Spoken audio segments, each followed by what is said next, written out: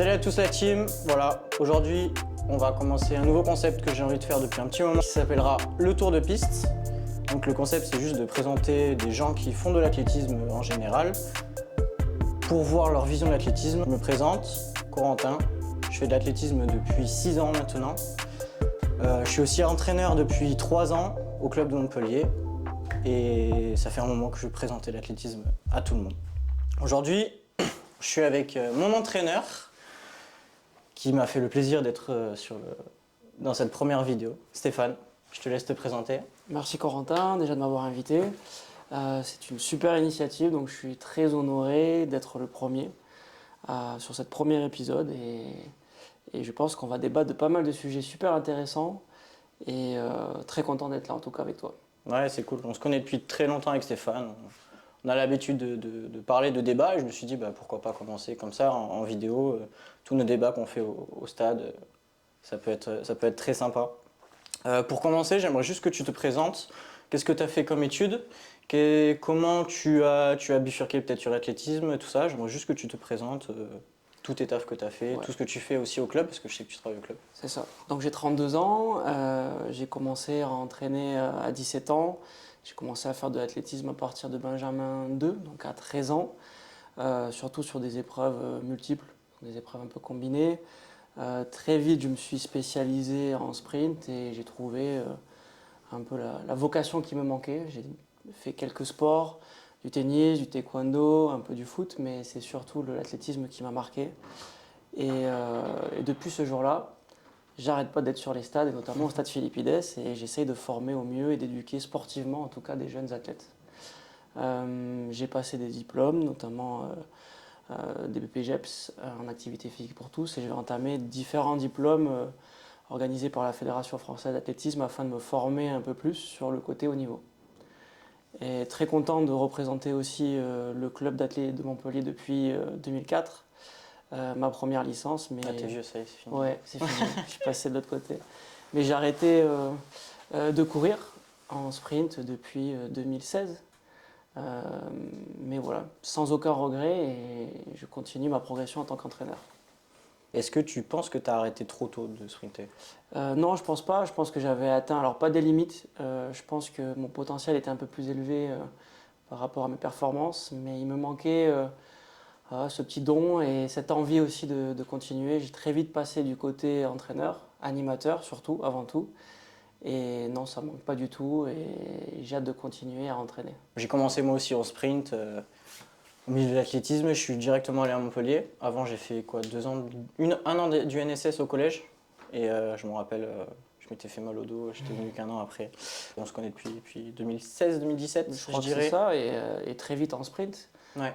Sur les séances, pas d'autres épreuves, donc la vocation aussi était aussi, de ton côté en tout cas, a été pour le sprint et la vitesse, je pense. Ouais, moi c'est direct le sprint.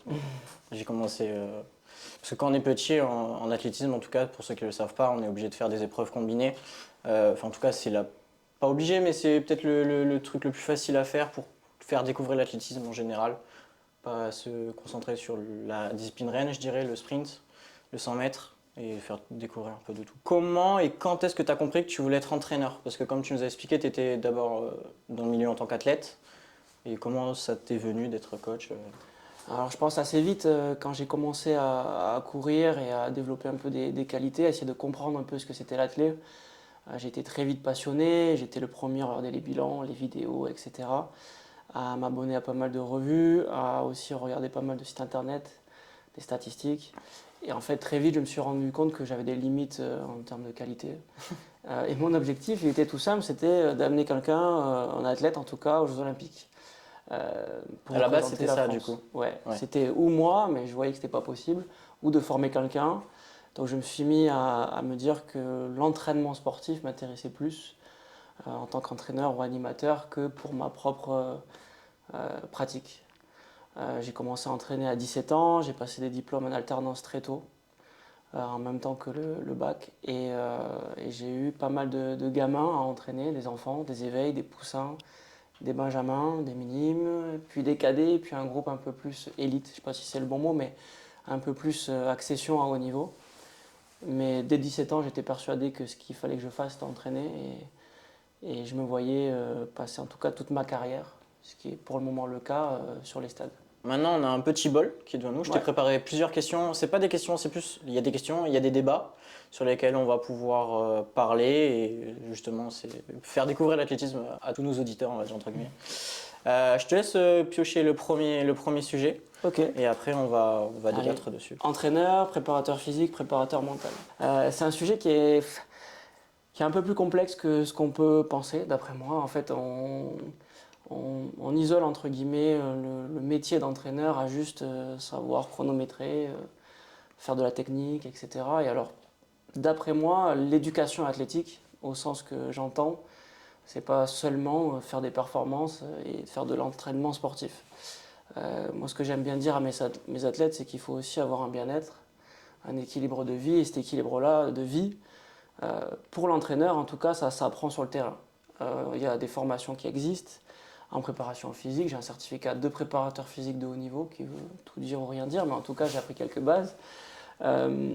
Aucun diplôme dans la préparation mentale, ça, c'est clairement du terrain. Quand on est confronté à des situations avec différents athlètes qui sont avec une sensibilité particulière ou avec une relation au stress qui est différente, ben c'est là où il faut s'adapter. Et ça, c'est très important de le faire assez tôt, de comprendre le ressenti de l'athlète. Et cette formation-là est la meilleure sur le terrain. En tout cas, en tant qu'entraîneur, jeune entraîneur, parce que ça fait 3 ans et c'est ma première année en tant qu'entraîneur seul, je le remarque aussi beaucoup. Que mentalement, en fait, les athlètes, tu leur parles pas tous pareil. C'est ça, c'est ça. Entraîner des filles, entraîner des garçons, c'est différent. Il n'y a pas de mieux ou moins bien. Dans Non. tous les cas, c'est très bien les deux. Et justement, ça te fait grandir en tant qu'entraîneur, même en tant qu'humain, je dirais.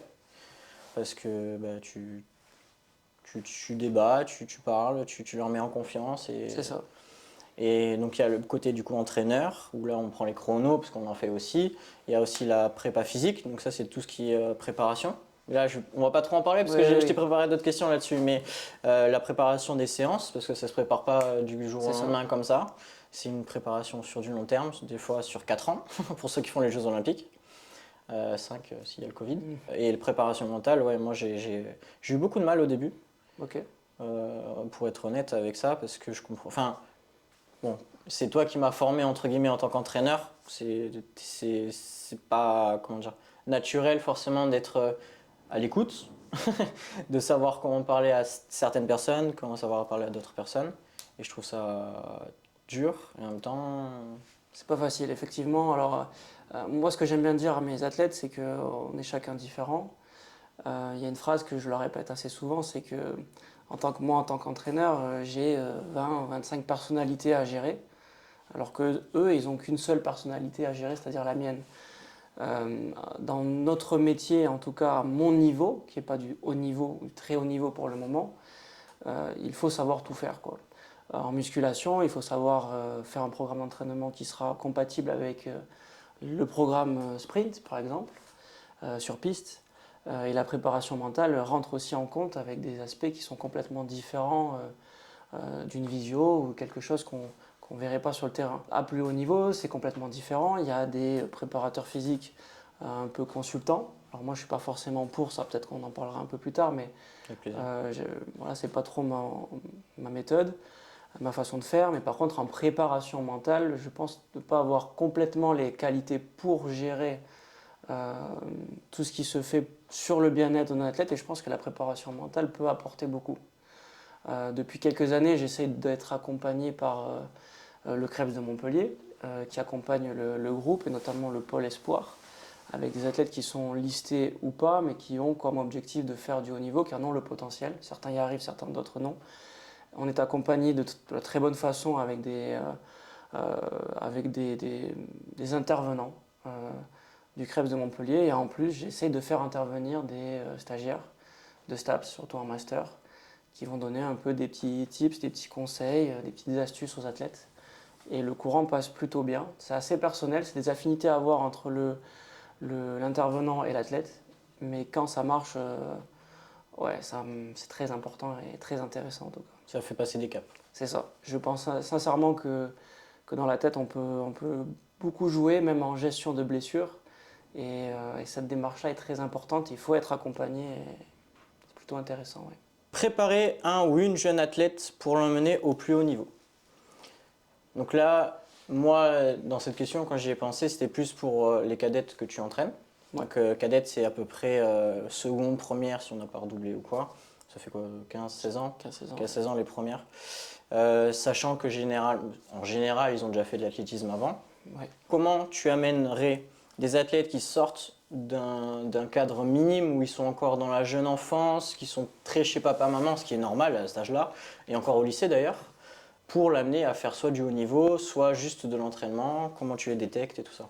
C'est une question qui n'est pas facile parce que c'est un âge, c'est une catégorie un peu charnière dans l'athlétisme. On sait qu'il y a beaucoup de turnover, surtout à Montpellier parce qu'il y a énormément de sport. Beaucoup de jeunes athlètes arrêtent pour plusieurs types de raisons, mais peuvent arrêter à l'âge de minime s'ils n'ont pas fait alors, certains des performances ou en tout cas un bien-être qu'ils vont trouver dans l'athlète ou se retrouver sur une ou plusieurs épreuves. Moi personnellement, le fait d'accueillir des jeunes athlètes, je vois ça comme un changement, un renouveau un peu dans ma façon de faire. Me rajeunir un peu, pourtant je ne suis pas forcément âgé, mais je trouve ça super intéressant. Ça fait très longtemps que je n'ai pas entraîné des minimes, des benjamins, ça fait presque 10 ans. J'en ai pas forcément envie, mais j'aime bien le peps qu'ils ont, l'envie de des fois pas trop réfléchir et de juste courir, de juste sauter, de juste lancer, et je trouve ça très intéressant pour le développement humain en tout cas. En passant en cadet, en récupérant certains athlètes plutôt talentueux, avec du potentiel, je pense qu'il a fallu aussi que je m'adapte ces 2-3 dernières années à essayer d'être encore plus animateur qu'entraîneur et encore plus éducateur. Ce qui est très intéressant sur Montpellier, c'est qu'on met en avant une structure qui permet un double projet sportif et scolaire, qui permet aux jeunes athlètes d'avoir un double projet, de sortir plus tôt du lycée, d'avoir accès à des kinés plus facilement, à réviser, avoir des cours de soutien, avoir des stages organisés, etc.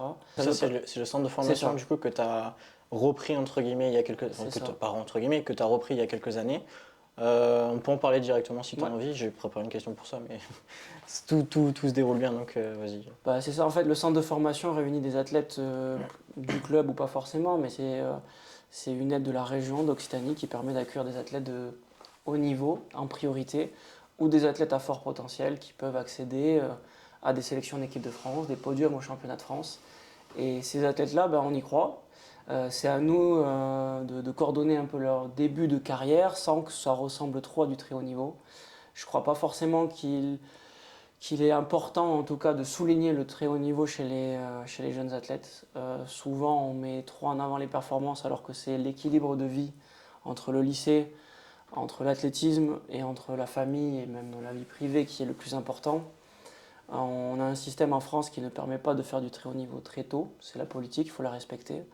Donc c'est pour ça qu'on fait attention à l'entraînement des jeunes athlètes, en tout cas nous sur Montpellier, en prenant le temps et en visant un pic de carrière un peu plus tard, c'est-à-dire en espoir ou en senior. Ces athlètes-là, c'est souvent des changements de vie, ils arrivent de différents coins, un peu toute la France, de la Corse, de Paris, de Bretagne, des fois des dom-toms, donc c'est pas facile de gérer ce changement de vie. Et on leur laisse la chance de s'exprimer et d'être bien accueillis. En tout cas, c'est notre projet. En plus de l'athlétisme, du coup, que toi tu gères, il y a aussi le côté lycée que tu parlais des études, du double projet, où on a des lycées, enfin, il y a des lycées qui sont en partenariat avec le club et du coup le centre de formation et la région. C'est ça. Qui sont aux alentours de Montpellier, qui sont quoi, 10 minutes, c'est ça? C'est ça. Donc en fait, on essaie de faciliter les démarches des jeunes athlètes en leur proposant des horaires qui sont aménagés. Ils sortent du lycée assez tôt pour venir s'entraîner, aller au soleil. Nous, on a pas mal de soleil sur Montpellier, il faut qu'on en profite. Et l'hiver, avant qu'il fasse nuit, donc ils s'entraînent à 16h, 16h30, des fois plus tôt, sans louper aucun cours. C'est juste une adaptation de leur emploi du temps qui permet de venir plus tôt s'entraîner. Et on les accueille au stade Philippides avec différents entraîneurs. Un taux de réussite assez important au bac, ça c'est vraiment la clé de cet équilibre entre le sportif et le scolaire. Ça rassure aussi pas mal les parents, la famille, et on essaye de trouver une bonne entente entre tout ça. Quand il y a des compétitions, les week-ends et tout ça, c'est un peu compliqué aussi à gérer pour les athlètes? Ouais, alors effectivement, c'est pas forcément facile parce qu'on a des changements aussi, alors c'est tout simple, mais de train, d'avion, et tout ça, il faut le mettre en place. C'est une organisation qui n'est pas facile pour des jeunes lycéens. Ça met un peu de temps, mais généralement ça se passe bien. Il n'y a vraiment pas de souci. Ouais. L'avantage de Montpellier aussi, c'est que tu disais il faisait beau, il fait chaud souvent. C'est ça. Moins sujet à se blesser, peut-être? Ouais, je pense. Pas forcément chez les jeunes athlètes, ils ont quand même beaucoup moins de blessures. Mais à Montpellier, je pense on est assez gâté niveau météo. On a beaucoup de soleil, même l'hiver. On le voit avec les athlètes qui s'entraînent en t-shirt. Donc on joue sur ça pour faire un peu plus de vitesse. D'un point de vue personnel, je ne souhaite pas préparer la salle. En tout cas, la planification d'hiver me paraît être compliquée parce qu'on n'a pas de salle. Donc dans certaines épreuves comme le 200 mètres ou le 400 mètres, on évite par rapport au risque de blessure du virage et même d'aller un peu trop vite dans la descente. Pour ceux qui ne savent pas, en hiver, elles sont en intérieur, donc il fait moins froid, on est plus sujet au vent. Et les rebords, donc les côtés, les virages, sont plus serrés, mais aussi du coup plus relevés. L'utilisation du 1080 au pôle espoir. Alors tu parlais tout à l'heure du pôle espoir. Ouais. Je te laisse d'abord déjà expliquer ce que c'est le pôle espoir pour ceux qui ne connaissent pas, parce qu'il y a aussi le pôle olympique qui est à Montpellier. Et après, ce que c'est le 1080 ou 1080. Effectivement, en fait, on a la chance d'avoir plusieurs pôles sur Montpellier, notamment le pôle olympique, qui regroupe certains athlètes de très haut niveau qui ont l'objectif au moins de faire les Jeux olympiques, notamment Kevin Mayer, Renel Lamotte, d'autres athlètes qui ont cet objectif-là. Qui sont au club? Qui sont signés au club? Généralement au club. Donc ça, c'est aussi une réussite pour nous d'avoir ces athlètes-là assez proches, de super athlètes avec lesquels on s'entend très bien tous. Et après, on a plusieurs niveaux en fait au sein du stade, on va appeler ça comme ça, avec différentes gestions, différentes structures qui s'embriquent un peu pour que chaque athlète puisse trouver un peu son emploi du temps qui va lui convenir, son niveau, son format. Et ça, c'est plutôt intéressant. Je sais que ce n'est pas le cas de partout, mais nous, on essaye de trouver la bonne envergure en fonction des athlètes. Donc on a le pôle espoir et après on a le centre de formation et le club.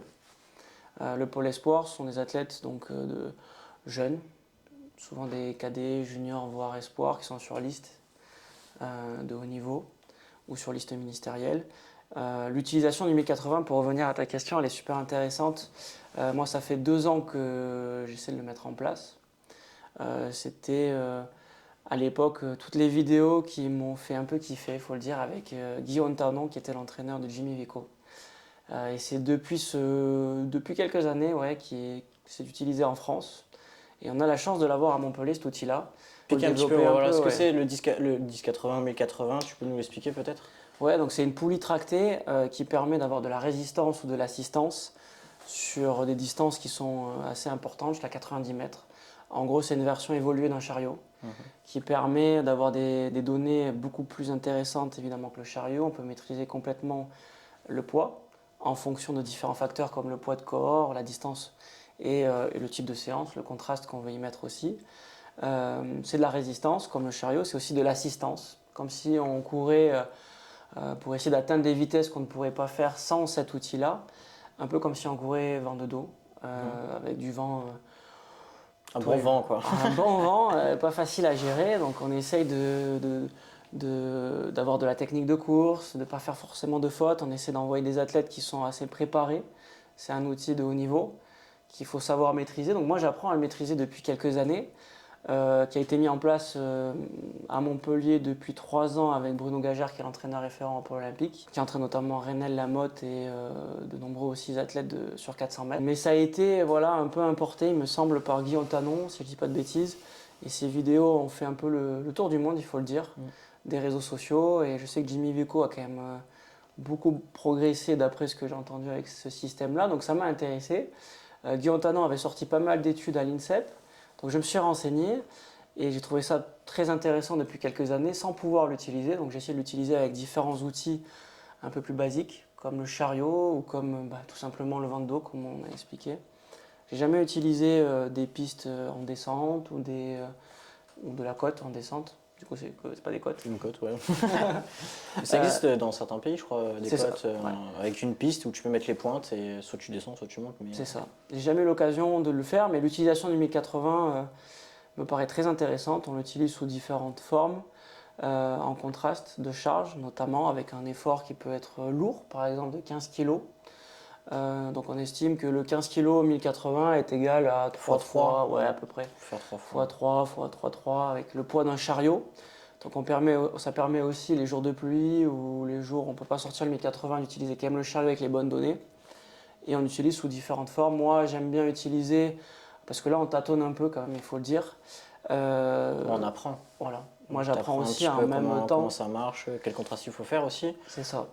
quel travail on peut accentuer, je dirais, sur le 1080 qu'on ne pourrait pas faire sur un chariot en général. C'est ça. Donc là, pour le moment, on a utilisé un protocole de distance assez classique. On fait des 5 fois 20 mètres quasiment toutes les semaines à différentes charges de manière à essayer de trouver la charge idéale pour chacun des athlètes que j'ai dans mon groupe d'entraînement. Et on essaie de trouver vraiment la charge, pas forcément en fonction du poids de corps, mais en fonction du poids qu'il faut pour progresser plus tard dans la saison à vide.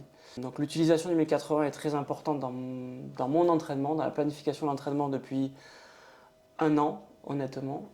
Mais je tâtonne encore et j'espère qu'il y a des auditeurs qui vont pouvoir aussi m'aider à un peu plus comprendre comment ça marche et à échanger parce que pour le moment en France on a du mal un peu à cerner un peu tout le projet, un peu 1080 avec la survitesse aussi, que je n'ai pour le moment pas utilisé auprès de mes athlètes. Mais c'est le projet en avril de commencer cette forme-là, quoi. C'est un peu en partenariat avec le Krebs de Montpellier, parce que c'est le 1080 appartient au Krebs de Montpellier. On a donc le centre de formation ici en partenariat avec le Krebs de Montpellier. Il y a des athlètes, des jeunes athlètes qui dorment à l'internat. À l'internat, merci, du Krebs de Montpellier. Donc on a un gros partenariat avec le Krebs de Montpellier. C'est ça. Ça nous sert pour beaucoup en récupération, en accès salle de musculation. Donc ce sont des athlètes ou du centre de formation, ou du pôle espoir, pôle olympique qui ont accès. Et les relations se passent vraiment très bonnes. Donc cet outil-là est très important pour nous. Ouais. Qu'est-ce qui est le plus important dans l'entraînement selon toi?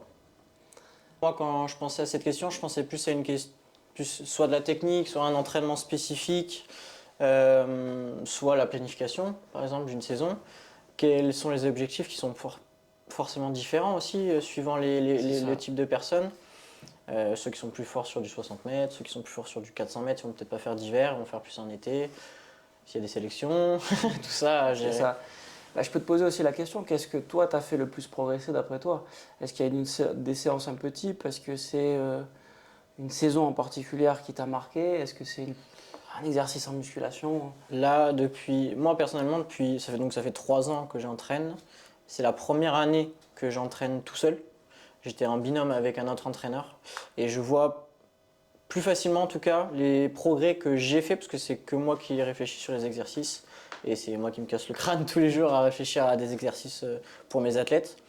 Je dirais que je partirais bien sur de la technique de course quand même. Ok. La technique de course parce que je remarque que cette année j'ai vraiment accentué la technique de course.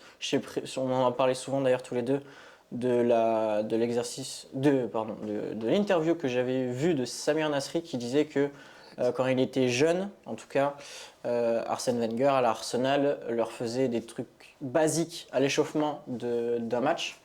Passe, contrôle, passe, contrôle, contrôle, passe. Il faisait que ça. Et moi, je l'ai un peu, réadapté à l'athlétisme. Je me suis dit, technique de course, technique de gamme, en fait. Je refais plein de gammes et je vois que techniquement, tous mes athlètes ont progressé. Donc ça, c'est vraiment un point positif. Tu parlais du 1080 tout à l'heure, je ne suis pas encore au point maximum sur le chariot, en tout cas, parce que je n'utilise pas encore le 1080. Mais voilà, moi je dirais la technique de course. Et comment tu arrives à ressentir qu'il y a une progression? Est-ce que c'est, je sais pas moi, le gainage? Est-ce que c'est le pied? Est-ce que tu le vois en courant qui sont C'est plus en courant quand je le vois en compétition, parce qu'en compétition, on sait que tous les défauts ressortent. C'est vrai. Je le vois plus en compétition sur la technique basique en fait. Donc travail de pied au sol, gainage, placement du bassin sur de la course. Je les fais vraiment chier avec ça. Les athlètes, ce qui est pour moi très important, le placement du bassin. En tout cas, je le remarque beaucoup. Je le travaille aussi en musculation. C'est complémentaire en fait, tout ce que je fais en musculation et en technique de course. Et ouais, voilà. Après, on parle beaucoup, tu sais, de deuil en athlète, enfin en tant qu'entraîneur, pas en tant qu'animateur, mais entraîneur. Et est-ce que toi, tu te considères avoir un peu l'œil? Enfin, est-ce que tu arrives à voir un peu, Ouais, mais anticiper un peu tout, alors, ou pas encore? Qu'est-ce qu'il te faudrait en fait pour... C'est ça la question pour qu'il faut se progresser poser. encore plus, Ouais, est-ce qu'il y a des outils qui pourraient exister? Je sais pas. alors l'œil, il faut l'avoir dans tous les cas, surtout quand tu as un groupe comme j'ai, parce Ouais, que c'est j'ai un vrai. groupe très important d'athlètes qui sont l'athlète qui vient de commencer l'athlétisme, à l'athlète qui fait moins de 11 secondes ou moins de 7 secondes au 60. J'ai vraiment des athlètes, voilà, j'ai de tout. Mais je pense qu'il faut avoir l'œil dans tous les cas. Mm. Je pense qu'il y a une part de, pas naturel, mais d'entraînement. Et de, comme on parle à l'entraînement, quand tu veux progresser, bah, il faut répéter les choses. Bah, c'est pareil pour entraîner. On se le dit souvent, moi quand je pars en vacances pendant un mois, enfin un mois pendant vacances, calmons-nous. Mais quand je pars en vacances, en tout cas que je reviens, je sais que je mets 2-3 jours avant de reprendre l'œil que j'avais avant. Après, il y a des outils qui nous permettent d'être plus faciles là-dessus. Filmer, tout simplement, au téléphone, Ouais, je pour pense. avoir le ralenti de chaque athlète qui fait quoi.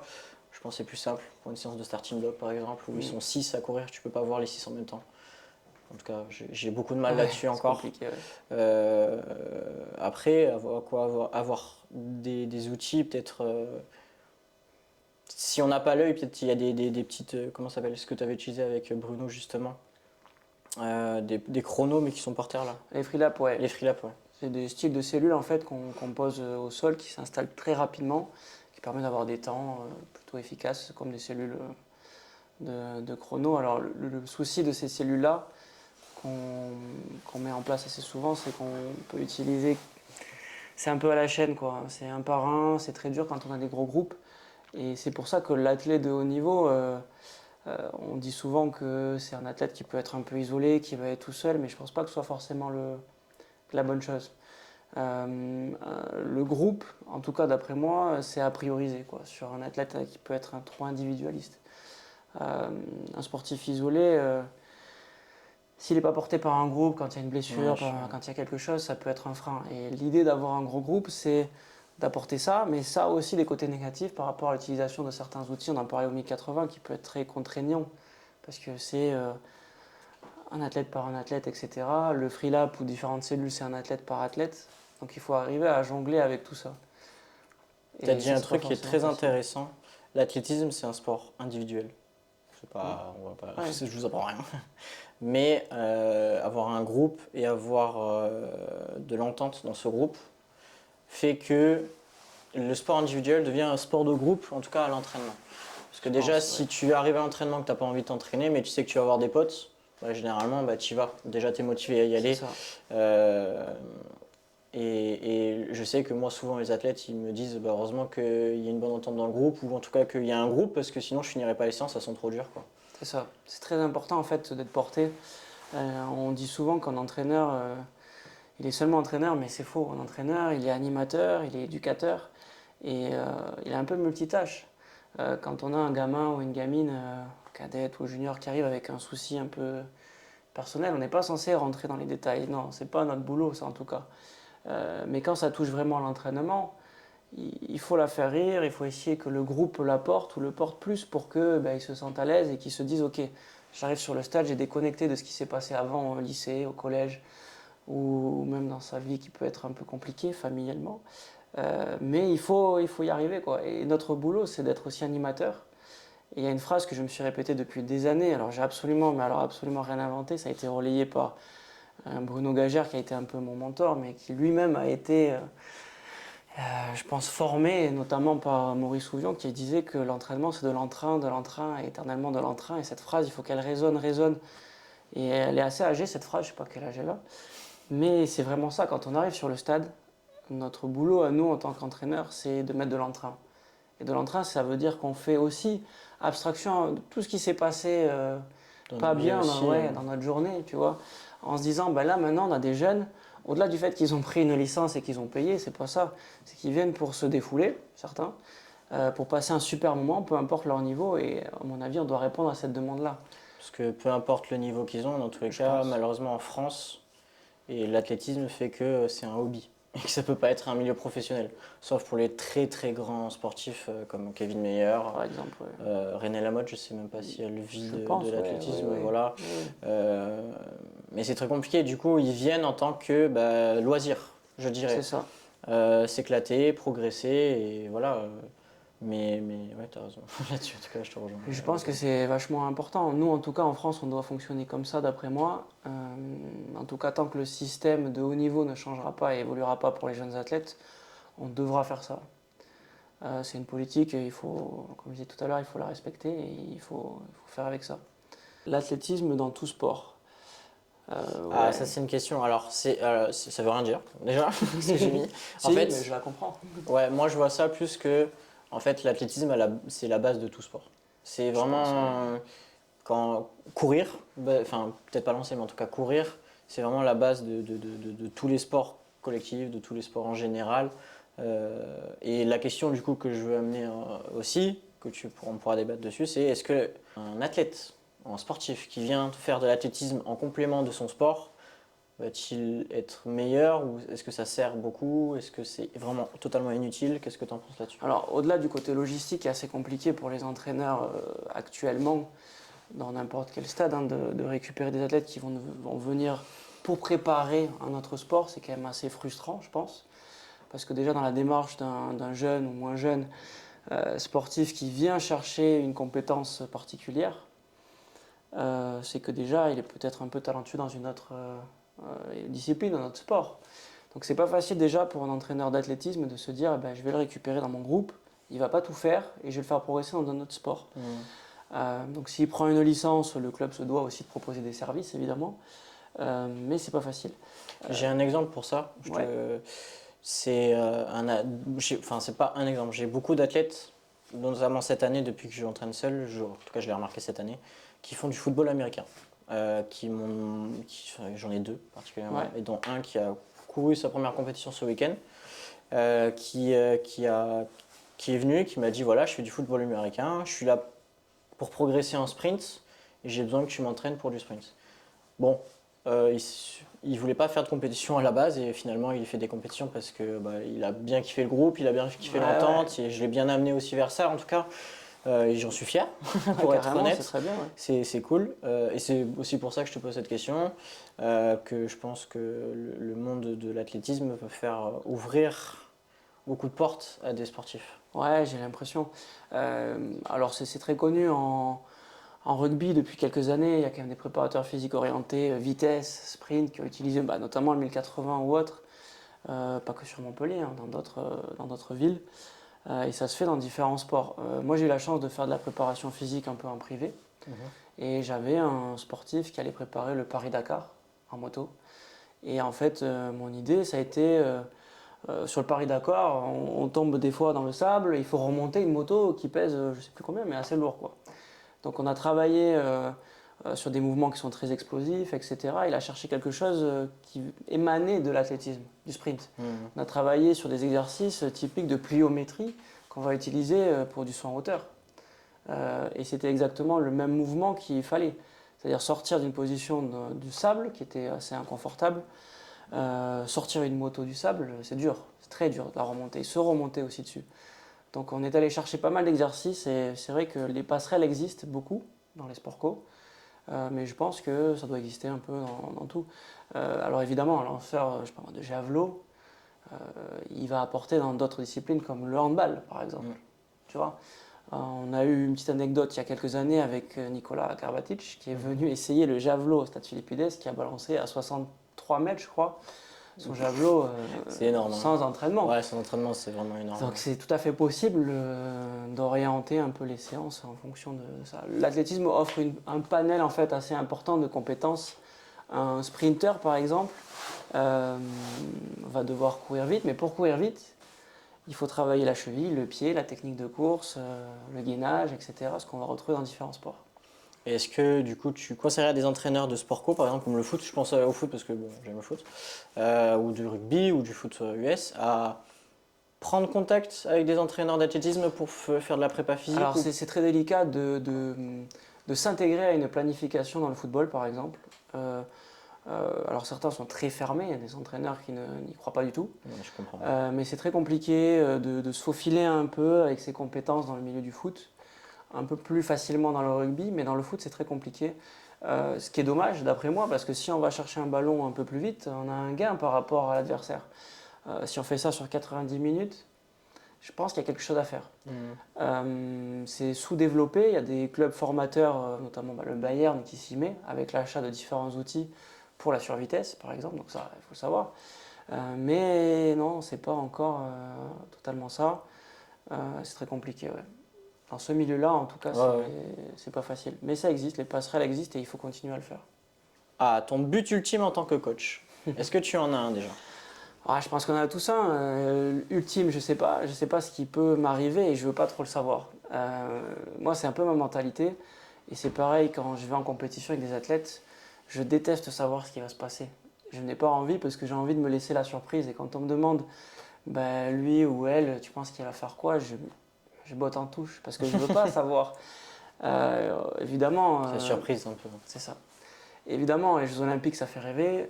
C'est clairement un de mes objectifs d'amener un athlète aux Jeux Olympiques. Mais un athlète à toi ou un athlète qui vient pour toi? Alors ça, c'est plus compliqué. L'idéal serait un athlète formé, Ouais. les de A à Z, mais ça se fait très peu. Mais un athlète un peu en difficulté ou qui cherche une nouvelle méthode, moi, ça me plaît beaucoup. Ça, c'est les défis qui m'intéressent énormément et ce que je fais depuis quelques années. Et ouais, ça me plaît tout autant que la formation. Je pense qu'un athlète qui irait aux Jeux Olympiques, on irait ensemble pour la première fois et je pense qu'on apprendrait tous les deux aussi bien lui que moi. Et ça, je pense que c'est la clé d'une relation, d'une collaboration en tout cas entre un athlète et un entraîneur. Donc le On but voit. ultime, ce serait être champion olympique, un athlète champion olympique. On n'y est pas, il y a très très très très très peu de chances d'y arriver. Je ne me mets pas du tout ça en tête. Parce que pour moi, le but ultime, c'est d'éduquer des jeunes à avoir un équilibre de vie. C'est quand même la priorité pour moi. Mais voilà. On voit beaucoup de relations entraîneurs-athlètes, bon, comme nous par exemple, on est devenus amis. Il y a aussi, je prends pas que notre exemple, mais je sais qu'il y a des athlètes olympiques qui, c'est leur deuxième papa, on C'est dit, ça. ou deuxième maman, parce qu'il y a des entraîneurs féminines qui sont très très fortes. Pas trop, enfin, je connais pas trop en France pour être Ouais, honnête. Mais, c'est délicat. Il y a du pour et du contre dans toutes ces situations-là. On parle beaucoup des athlètes qui sont entraînés par leurs parents. Tu sais, un garçon avec le papa, un garçon avec la maman, une fille, etc. Et c'est à double tranchant des fois. Ça peut marcher comme ne pas marcher. Il y a plusieurs exemples, contre-exemples. Ça dépend de l'environnement, ça dépend comment le gamin a été ou la gamine a été éduquée. C'est pas facile. Moi, j'essaie de sortir un peu de plus en plus de cette relation qui pourrait être trop amicale, sans oublier qu'il y a un côté humain qui est très important. L'athlète que j'entraîne, une fille ou garçon, a des émotions, a une sensibilité particulière, et moi aussi. Et je pense que le fait d'être un robot, ça ne sert à rien, en tout cas dans l'athlétisme, et qu'il faut arriver aussi à communiquer, à comprendre l'un et l'autre, sans dépasser les bornes. Il y en a qui le font malheureusement, et ça c'est très triste. Mais voilà, c'est pas facile de jongler avec tout ça. Et en tant que jeune entraîneur, considérant jeune entraîneur, je sais que j'ai encore du mal un peu avec les relations humaines, avec certains athlètes, qui des fois en demandent un peu trop sur le côté amical, et d'autres peut-être pas assez, et la passerelle n'est pas facile. faut avoir le juste milieu, je pense, entre être enfin, pote ou ami, mais en même temps garder des distances avec cette personne parce que bah, ça peut paraître bizarre C'est aussi ça. un peu, Là même où sans parler de paraître, mais même Mm. de la vie en général, il n'y a pas un équilibre qui se fait en fait. C'est ça. Moi, en tant qu'entraîneur, bah, c'est mon métier.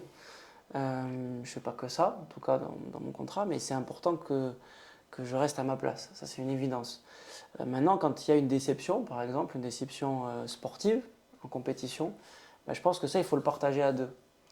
Et ce serait trop facile, et il y en a beaucoup trop qui le font malheureusement, de se dire, bon, ça vient de l'athlète, il n'a pas été sérieux, machin. Se remettre en question en fait. Voilà, et je pense que ça c'est trop facile. Et un gamin ou une gamine qui y croit profondément, même si des fois c'est un peu trop du rêve, mais s'il y a une déception, on la partage. Et Ouais. ça, je pense que ça c'est super important, et il ne faut pas l'oublier, quoi. Moi, en passant des formations, j'ai passé des formations avec la fédération. Le seul conseil qui m'a marqué, ou en tout cas l'un des plus importants, qu'on m'a donné, c'est Jocelyn, Jocelyn Pia qui entraîne au club la longueur, qui entraîne Arnaud Assoumani, un athlète paralympique, qui m'a dit le seul conseil que je peux te donner qui sera utile dans toute ta vie, en tant qu'entraîneur en tout cas, c'est remets-toi tout le temps en question. Ouais, je pense que c'est quand même important. Ouais. Et pas forcément toi en tant qu'homme, mais dans ton entraînement, je parle. Oui, oui, bien sûr. La nutrition dans l'entraînement. Ah, Sujet aussi assez pointilleux, je pense. c'est important. On Ouais, va c'est pas se super mentir. important. Un athlète qui veut en tout cas faire des performances et qui se fixe des objectifs assez importants doit passer forcément par bien manger, bien dormir, bien s'hydrater, tout ça. L'hygiène de vie est vachement importante. Alors, je suis plutôt exigeant, je pense, comparé à d'autres entraîneurs sur ça. Ça a du mal à rentrer. Pas que dans mon groupe, hein, mais je pense qu'au quotidien, avec beaucoup d'entraîneurs, c'est très compliqué. La malbouffe, il faut le dire, est présente. La malbouffe est malheureusement présente dans les cantines des lycées. Et la malbouffe est présente de plus en plus au quotidien. Les compléments alimentaires sont considérés très souvent comme du dopage, ce qui est complètement faux. C'est une aberration de penser ça. C'est délicat. L'argumentation de certains athlètes, c'est de dire on n'a pas le choix, parce qu'on ne nous propose pas autre chose, et ce qui est vrai. Alors au crêpes, c'est un peu différent. Ceux qui mangent au crêpes sont les nutritionnistes du sport, qui fait les repas, les menus, avec les recettes. Chef, Voilà, donc là, il n'y a pas de souci de ce côté-là.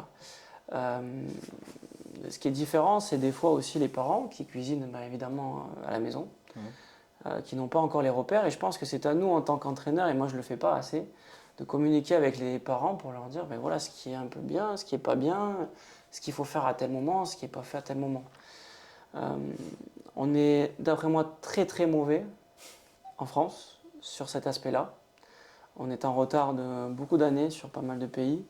Et je pense qu'on doit se remettre complètement en question sur la nutrition globale, en tout cas des personnes, des enfants, mais aussi du côté sportif. J'ai vu une vidéo de Rudy Gobert, le basketteur français qui vit aux États-Unis et il faisait une vidéo de 24 heures avec quelqu'un. Et c'était du coup ce quelqu'un, c'était Rudy Gobert. Et du coup il va chez lui et le matin il se lève avant Rudy Gobert et il voit qu'il y a une cuisinière qui cuisine pour lui tous ses repas.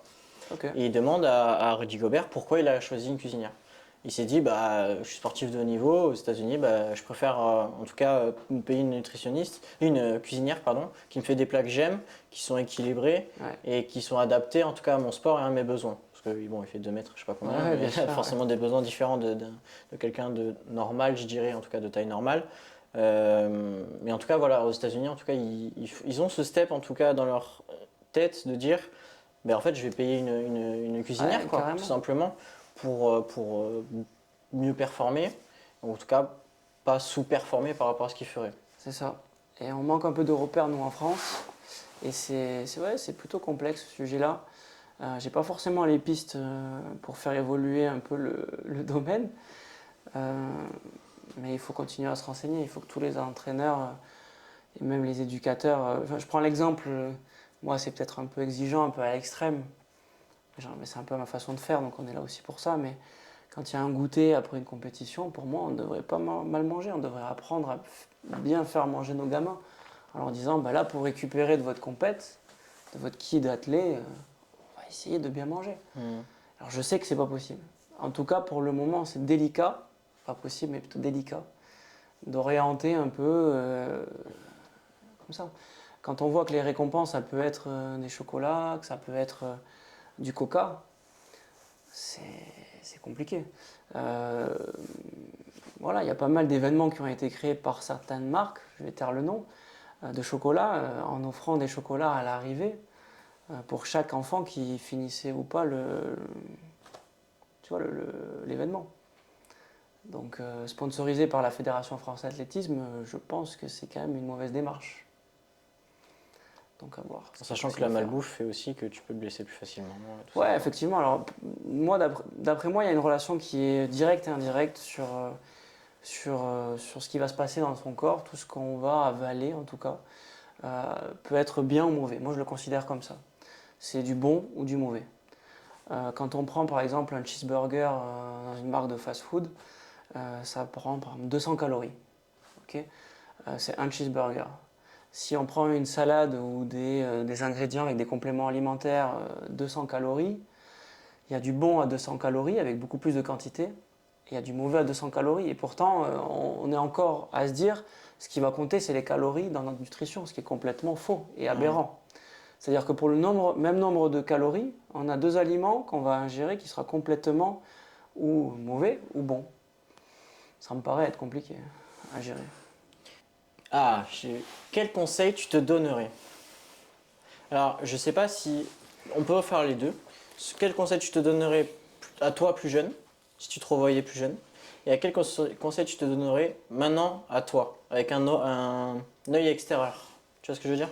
Ouais, je vois très bien. Ah, c'est une question que j'attendais un peu, je t'avoue. J'ai pas forcément la réponse, mais quand j'ai commencé à entraîner à 17 ans, j'ai entraîné tout petit. Donc, des éveils, des poussins, et j'ai été mis un peu fait accompli en se disant bah là tu vas devoir gérer, ce qui était quand même un scandale, 60 gamins sans diplôme. C'était être animateur le plus vite possible. Je pense que ça m'a énormément aidé d'être envoyé un peu au casse-pipe parce qu'au final c'est là où j'ai le plus appris. Donc pas forcément de quoi me dire il y a 10 ans ou un peu plus, ce que j'aurais dû faire. Par contre j'ai eu un changement un peu de carrière il y a quelques années en voulant me remettre complètement en question sur l'entraînement, en me disant pour le moment je copie un peu tout ce qui est fait, j'essaye de m'inspirer, mais je me rends compte qu'il y a des choses qui me paraissent être pas bonnes. Et j'ai pas voulu m'écouter en me disant je vais quand même continuer à écouter les autres entraîneurs, ce qu'on me disait, quand une athlète est arrivée de haut niveau, qui a assez vite fait du haut niveau, tout le monde m'a tourné un peu autour en disant il faut que tu lui fasses ça, il faut que tu lui fasses ça, il faut que tu lui fasses ça. Et je pense que j'ai trop écouté. Donc le petit conseil que je pourrais me donner il y a 10 ans, c'est de dire essaye ce que tu penses, sors un peu du cadre, fais ton propre chemin, continue à t'inspirer de ce qui a été fait qui te paraît être bon, mais supprime très vite ce que tu penses être négatif. Je pense qu'on essaye tous des choses en tant qu'entraîneur. On est obligé. Et je pense qu'on est obligé. Et au final, peu importe l'âge, on a des entraîneurs, il y a des entraîneurs en France qui débutent à 40 ans, on le voit dans les formations régionales ou nationales. Et, il y a très peu d'entraîneurs jeunes, je trouve. C'est ça. C'est la remarque qu'on faisait souvent, qu'on me faisait souvent. Déjà, je suis athlète et entraîneur, c'est très compliqué à gérer les deux. Mais ça, peut-être on y reviendra plus tard. Mais en tout cas, les athlètes qui viennent et qui ont mon âge, qui me demandent putain, mais on a le même âge en fait, comment tu fais? Et puis c'est rare quoi. Il y a beaucoup d'entraîneurs plus âgés en tout cas, je pense, qui sortent beaucoup de l'éducation nationale. Oui, c'est vrai. Et du coup, c'est une éducation athlétique qui est différente, je trouve. Ouais, complètement. L'éducation athlétique EPS, entre guillemets, et c'est une formation qui est incroyable, je pense. Mais il y a quelques années, voilà, là c'est un peu plus délicat, je pense.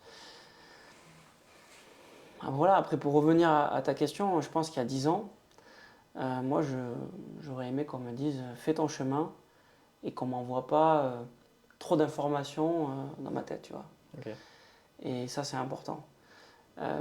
À l'heure actuelle, le petit reproche que je vais me faire, j'ai envie de dire que c'est le même. C'est qu'en fait, on s'inspire de beaucoup de choses. On s'inspire beaucoup des réseaux sociaux, beaucoup les athlètes notamment. Et je pense que c'est quand même un peu délicat ça. Et ça peut être très néfaste et très négatif sur la progression d'un athlète qui voit par exemple un exercice hors contexte d'un autre athlète. Et je pense qu'il y a beaucoup d'entraîneurs qui... je trouve c'est très intéressant de piocher un peu, mais il faut savoir pourquoi on le fait, à quel moment et pourquoi on le fait à tel ou tel athlète. Moi, mon petit reproche que j'ai envie de faire, c'est qu'il faudrait aller chercher, il faudrait que j'arrive à avoir une réflexion beaucoup plus loin dans ce que je fais. Je pense avoir les moyens d'y arriver en termes d'utilisation d'un stade, d'utilisation d'outils. Et je pense pouvoir réfléchir un peu plus sur les séances et essayer de trouver quelque chose qui va être un peu nouveau. Non, je pense qu'on grandit tous à son rythme et qu'il faut savoir évoluer. J'ai pas envie de piocher trop d'informations. En ce moment, pour être totalement honnête, alors toi tu le sais, mais peut-être que d'autres ne le savent pas, Je suis pas mal accompagné par Bruno Gagère, Mhm. entraîneur de demi-fond donc au Pôle Olympique, qui entraîne notamment Renel Lamotte et d'autres athlètes. Et je m'interdis de regarder tout son programme d'entraînement. Donc ça, c'est une petite anecdote que je te dis, mais parce que je veux essayer de comprendre, chaque fois que je viens sur le stade, un peu au dernier moment, pourquoi il fait ça, qu'est-ce qu'il a fait il y a une semaine, pourquoi il le fait, et j'essaie de comprendre. Comprendre par toi-même en fait, Voilà, c'est sans ça. qu'il t'explique tout ce qui te... C'est ça. tout ça. C'est vrai que maintenant que tu le dis, tu refais un peu la même chose avec moi en fait, c'est normal. Je pense, ouais. Tu me dis jamais, Non. ou tu me dis très souvent en tout cas, bah vas-y, pourquoi tu fais ça, tu vois, Bah et ouais. réfléchis pourquoi et tout ça. Je pense que c'est très formateur de se dire, en tout cas dans mon cas, avec Bruno notamment, qui me forme très très bien d'après moi, de se dire, ben voilà, je vais essayer de voir le puzzle petit à petit et pas de me donner directement toute la planif. J'ai pas envie, j'ai envie de le comprendre différemment. Progresser en tant qu'entraîneur grâce à ces athlètes. Ça rejoint un peu tout ce qu'on dit depuis le Ouais, début, c'est je vrai. pense. Ouais, je pense que depuis le début de ma petite carrière en tant qu'entraîneur, je pense qu'on progresse en fonction des athlètes qu'on nous envoie, qu'on reçoit, ou qui viennent tout simplement nous voir parce qu'ils y croient beaucoup, des fois trop. Euh, et des fois, je reçois des athlètes qui se disent, ben voilà, moi, mon objectif, c'est de faire du haut niveau, et je veux que tu m'aides à y arriver, en gros. On va essayer de collaborer. Et des fois, ça marche, des fois, ça marche pas, mais en tout cas, mon idée, c'est pas de leur dire, ben non, là, tu vises beaucoup trop haut, on va pas le faire. Non, ok, on va y aller étape par étape, mais on va essayer. C'est Guy Antanon qui disait ça à Jimmy Vico la première fois qu'il l'a vu. Je sais pas si tu as cette anecdote. Non, vas-y, Où il dis-moi. dit que Jimmy Vico, la première fois qu'il vient, il lui dit je vais être champion olympique. Et en fait, Guy Antanon, il peut pas lui dire bah tu seras jamais champion olympique, t'es con quoi. Il lui dit non, bah il peut pas briser le rêve. En fait, C'est il ça. y croyait tellement fort qu'en fait il pouvait pas lui briser le rêve. Ouais, et au final, il s'est rapproché d'une médaille olympique, donc c'est que ça a marché. Donc presque, mais voilà, je pense que c'est quand même important de progresser avec ces athlètes. L'entraîneur que je suis maintenant, c'est pas l'entraîneur que j'ai été il y a 10 ans, et j'espère continuer à progresser et à comprendre des nouvelles choses. Il y a des années où on se dit, putain, mais il y a tout qui marche. Il y a d'autres années où on se dit, il n'y a rien qui marche. Et on ne comprend pas pourquoi. Et pourtant, moi, ça fait que quelques années que je fais un peu plus du haut niveau, si on peut appeler ça du haut niveau, mais l'entre-deux, je pense, entre guillemets. Voilà, je me dis, dans 10 ans, ce que je fais maintenant, peut-être que ce sera une aberration. Ou peut-être dans 10 ans, je me dis, mais en fait, non, cette année-là, ce que j'ai fait, c'était l'aboutissement de quelque chose, il faut que j'arrive à le refaire. Et pourquoi tu l'as fait comme ça et C'est qu'est-ce qui a ça. fait que c'est un truc que tu as dit que tu étais meilleur que les années précédentes. C'est un truc enfin, en tout cas que moi je remarque parce que tu m'as entraîné tes premières années C'est ça. d'entraîneur seul. C'est ça. Et je vois comment tu entraînes maintenant, tu m'entraînes toujours, mais en tout cas comment tu entraînes les cadettes qui sont dans le groupe, qui sont meilleurs que ce que j'étais Oui, oui. au même niveau forcément, mais même la façon dont tu leur Ouais. parles, la façon dont tu les gères, qui est totalement différente. Et c'est beau aussi de voir ça, parce que du coup ça veut dire que tu progresses. Et du coup moi je réfléchis un peu à tout ce que tu fais et je me dis bah, qu'est-ce qu'il a fait pour que moi aussi je fasse ça avec mes athlètes. J'ai beaucoup ça aussi. Ouais, mais c'est super important. La façon dont j'ai entraîné il y a 10 ans, c'était une façon qui était une V1, si tu veux. Ouais, c'est ça. Et cette V1, bah, elle s'est transformée, transformée, transformée. Et il faut continuer à se transformer jusqu'à.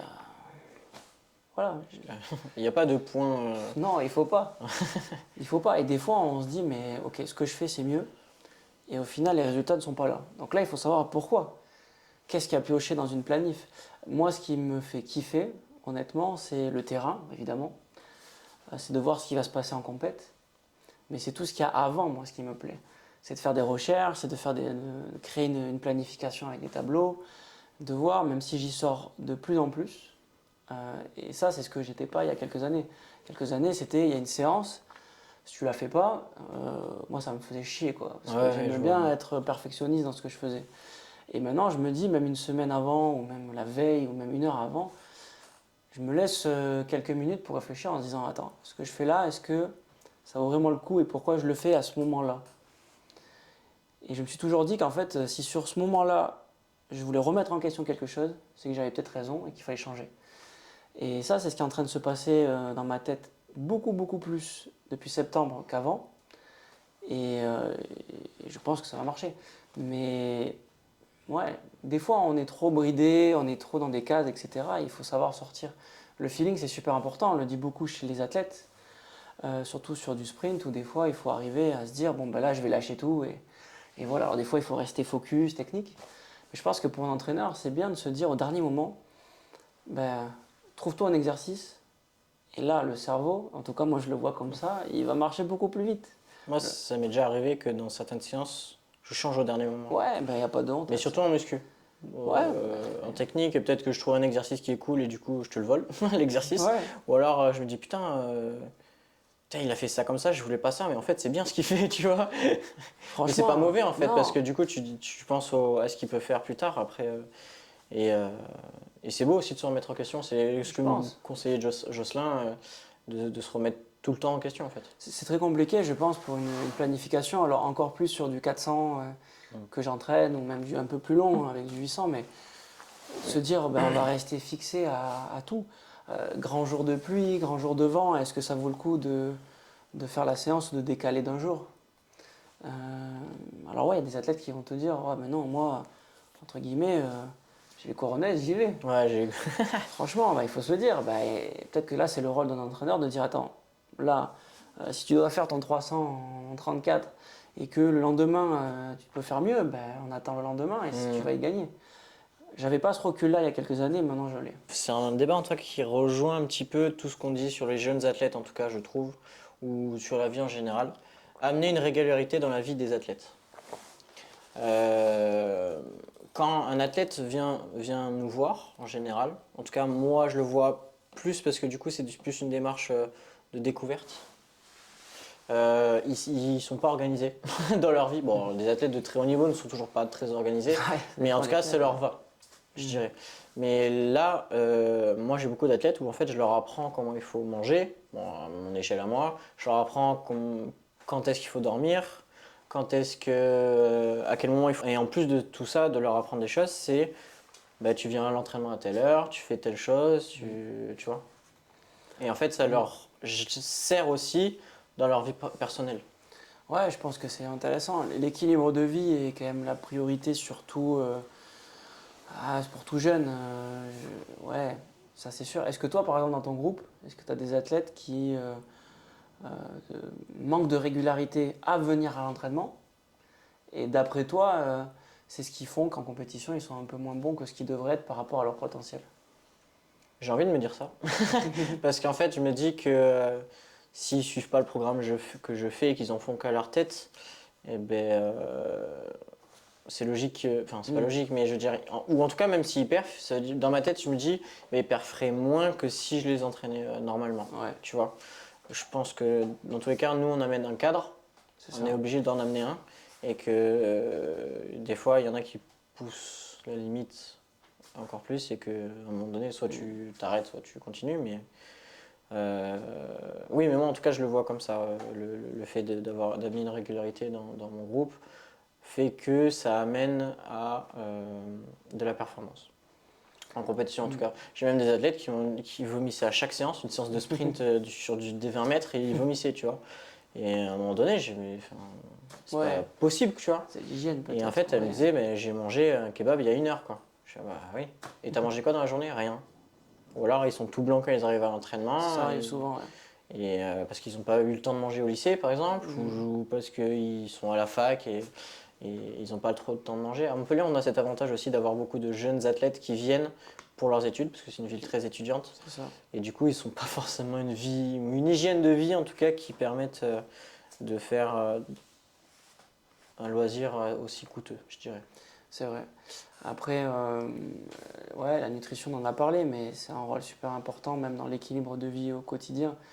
Moi, j'aime bien dire que le corps a une mémoire, aussi bien sportive que en termes d'hygiène de vie.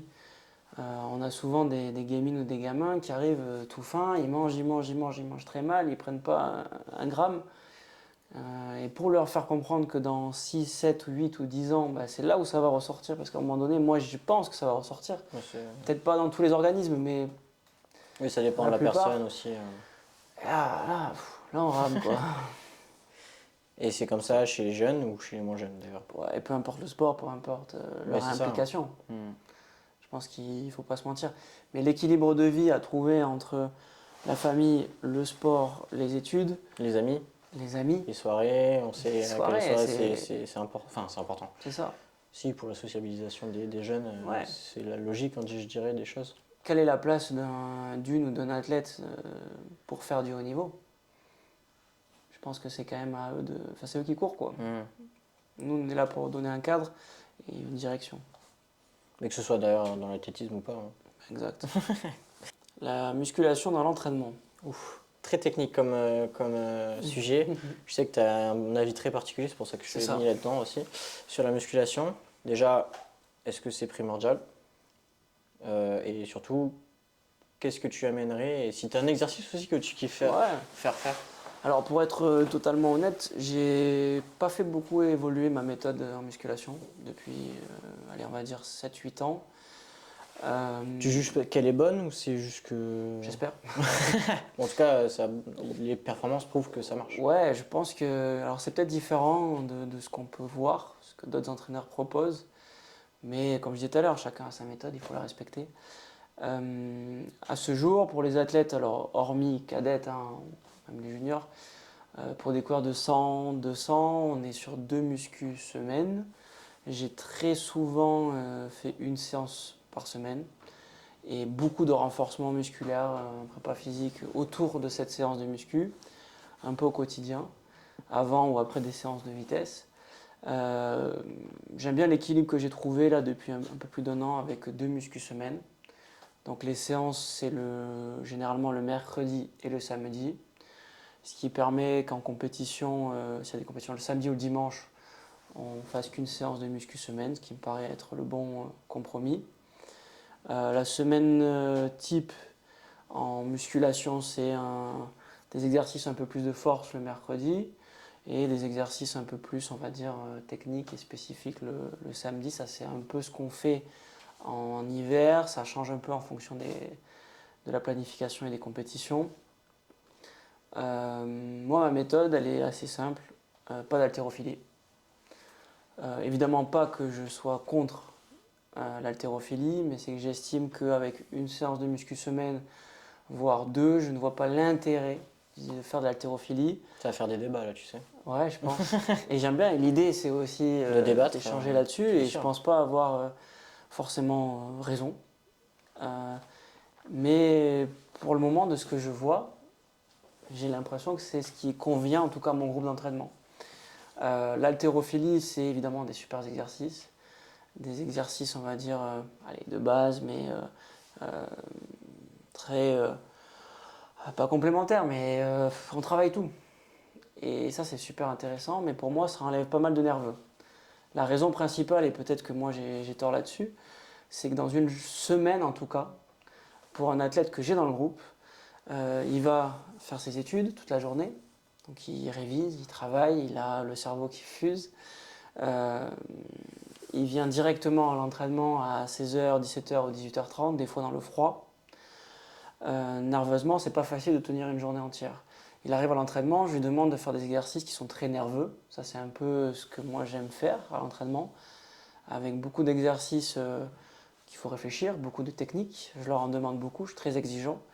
Et ça, c'est sur le lundi, le mardi, le jeudi, le vendredi, et des fois, on double des séances. Si j'y rajoute, d'après moi, de la musculation haltérophilie qui est très nerveuse le mercredi et le samedi, j'ai l'impression, je peux me tromper, que sur le long terme, d'ici 2, 3, 4 ans, ou même en fin d'année, ça a pompé tellement d'énergie nerveuse qu'on arrive en séance et il me manque quelque chose. Je préfère travailler beaucoup plus en force, notamment en hiver, avec des exercices de soulevé de terre, par exemple de presse ou même de demi ou tiers de squat, mais lourd, avec full récup, aucun circuit training, pareil pour le même principe, et de faire uniquement de la qualité avec beaucoup de récup. On fait très très peu d'exercices de contraste en début d'année, mais par contre on en fait beaucoup au fur et à mesure des séances spécifiques, avec du lourd léger, on utilise des élastiques d'assistance pour essayer d'aller chercher des extensions un peu plus importantes, de la vitesse d'exécution plus importante et de l'amplitude aussi. T'as un exo que tu kiffes faire? J'aime bien l'élastique en assistance. Je trouve super intéressant. Les jeunes, ils kiffent ça. J'ai l'impression, et d'après les tests que j'ai mis en place, j'ai l'impression que ça marche. On voit des différences un peu de saut, de détente. Donc on l'utilise pas mal. Okay. Donc on accroche tout simplement un élastique ou 2 élastiques de résistance. On essaie de sauter le plus haut possible avec des répétitions de 5, de 6. Ça commence à être de plus en plus développé. J'ai l'impression que ça marche. On peut dissocier des fois à 2 jambes pour simuler un peu un départ start. Mais voilà un peu ma position sur les... Après, je pense que ça se débat. Toutes les méthodes sont intéressantes. Première médaille en tant que coach et ta première sélection, comment tu l'as vécu, tes premières sensations, tout ça. Quelle a été la plus belle? Je sais pas. Alors c'est un jour qui m'a forcément marqué. Quand on est jeune coach, on rêve d'avoir un athlète qualifié déjà au championnat de France, ce qui est déjà très très bien, c'est très beau. Puis d'avoir un finaliste, un podium, une sélection. Il y a pas mal d'entraîneurs qui arrivent à sauter directement les étapes en ayant un athlète qui va de suite passer en sélection, voire plus, podium. Et moi j'ai voulu être cet entraîneur qui grille les étapes, ça n'a pas marché. Donc j'étais très content d'avoir une athlète, la première athlète que j'ai entraînée.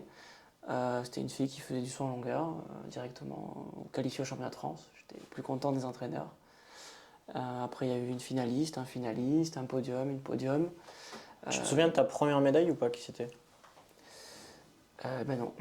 Non, tu te souviens pas? C'était un relais. Ah ouais, le relais. Ouais, donc c'était un relais en salle, des juniors filles que j'entraînais. On a une tradition assez de relais, je pense, à Montpellier, Ouais. donc on essaye de continuer. Et on a des super athlètes, donc on est un peu sur ce créneau-là et ça marche plutôt bien. Et après quelques médailles individuelles sur 400 ou sur 200. Mais ce qui m'a le plus marqué, c'est les championnats de France il y a 2 ans, à Albi, 3 ans, 2 ans, avec 2 titres, deux podiums assez vite qui se sont embriqués en championnat de France Espoir. Et ces 2 podiums ont fait une sélection juste après. Donc ouais, ça m'a marqué. Ouais.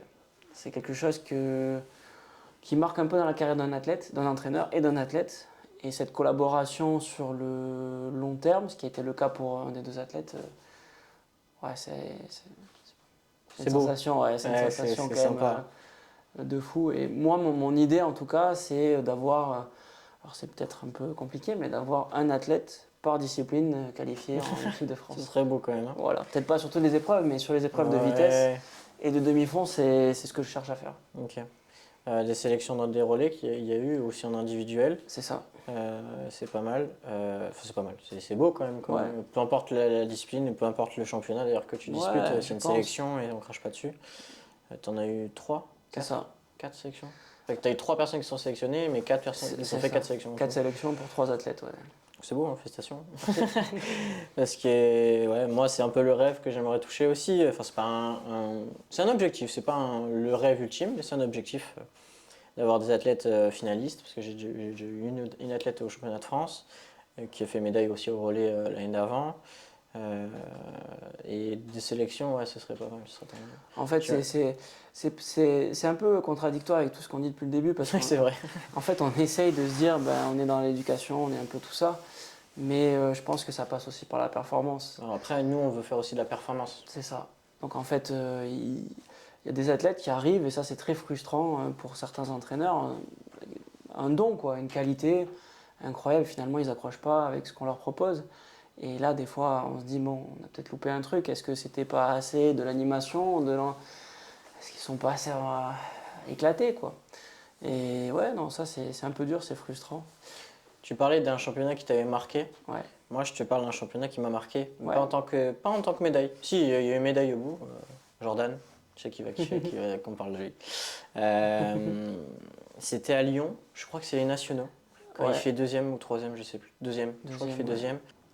À Lyon, c'est une salle particulière parce que du coup, il y a la salle où il y a la compétition et il y a une salle en dessous qui est faite que pour l'échauffement. Elle est très petite. Et il y a une tension particulière qui en ressort en tout cas. Et je me rappelle qu'en série, il y avait les espoirs plus les nationaux. il y avait eu quoi, 4 ou 5 séries. Donc Ouais, c'est-à-dire c'est qu'il ça. y avait beaucoup d'athlètes qui C'est s'échauffaient. Après, il y a eu 2 ou 3 demi-finales, donc tu as beaucoup de personnes qui se sont fait C'est ça. sortir. Et après, il y avait la finale. Et la tension qu'il y avait en finale, même toi, tu m'en avais parlé, du fait que, bah, je sais pas, c'était une atmosphère, je peux même pas la décrire en fait comment c'était, mais c'était une belle atmosphère où Ouais, carrément. que du silence, pas un athlète qui parle, pas un C'est coach ça. qui crie. Et je C'était pense que c'est beau. ça qu'on recherche. Alors moi, cette sensation-là, je la trouve incroyable. C'est un peu en tant qu'athlète aussi qu'on la trouve aussi Ouais, on la incroyable, je retrouve trouve. en tant qu'athlète. Alors après, il y a pas mal d'athlètes qui sont dans leur bulle avec leur musique et tout, donc ils ressentent pas forcément l'entraîneur et très rarement avec la musique. Donc il ressent un peu la différence et ça joue beaucoup sur la performance.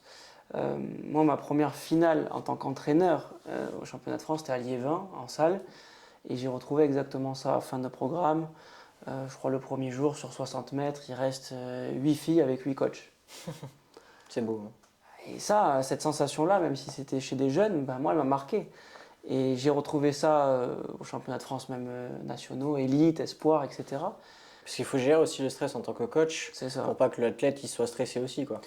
Le discours, on se le refait souvent en tant qu'entraîneur, et je pense que tous ceux qui vont nous écouter et qui sont entraîneurs vont se dire putain, on se reconnaît là-dedans. Mais oui, on prépare des discours, que ce soit le matin, la Ouais, veille, c'est qu'est-ce ça. qu'on va dire et tout. Et des fois, il faut sortir de ce cadre-là et dire ce qu'il y a à dire au dernier moment. Enfin, Ouais, ce qui te passe par la tête. des fois, c'est naturel. Ce Moi, que toi, t'aurais aimé entendre aussi en tant Ouais. qu'athlète, je pense. Je pense. Ouais. Et moi, j'ai voulu préparer il y a quelques temps, quelques années et tout, même l'année dernière, des phrases, des discours, qu'est-ce que je vais dire et tout. Et en fait, non, les mots, ils viennent tout seuls.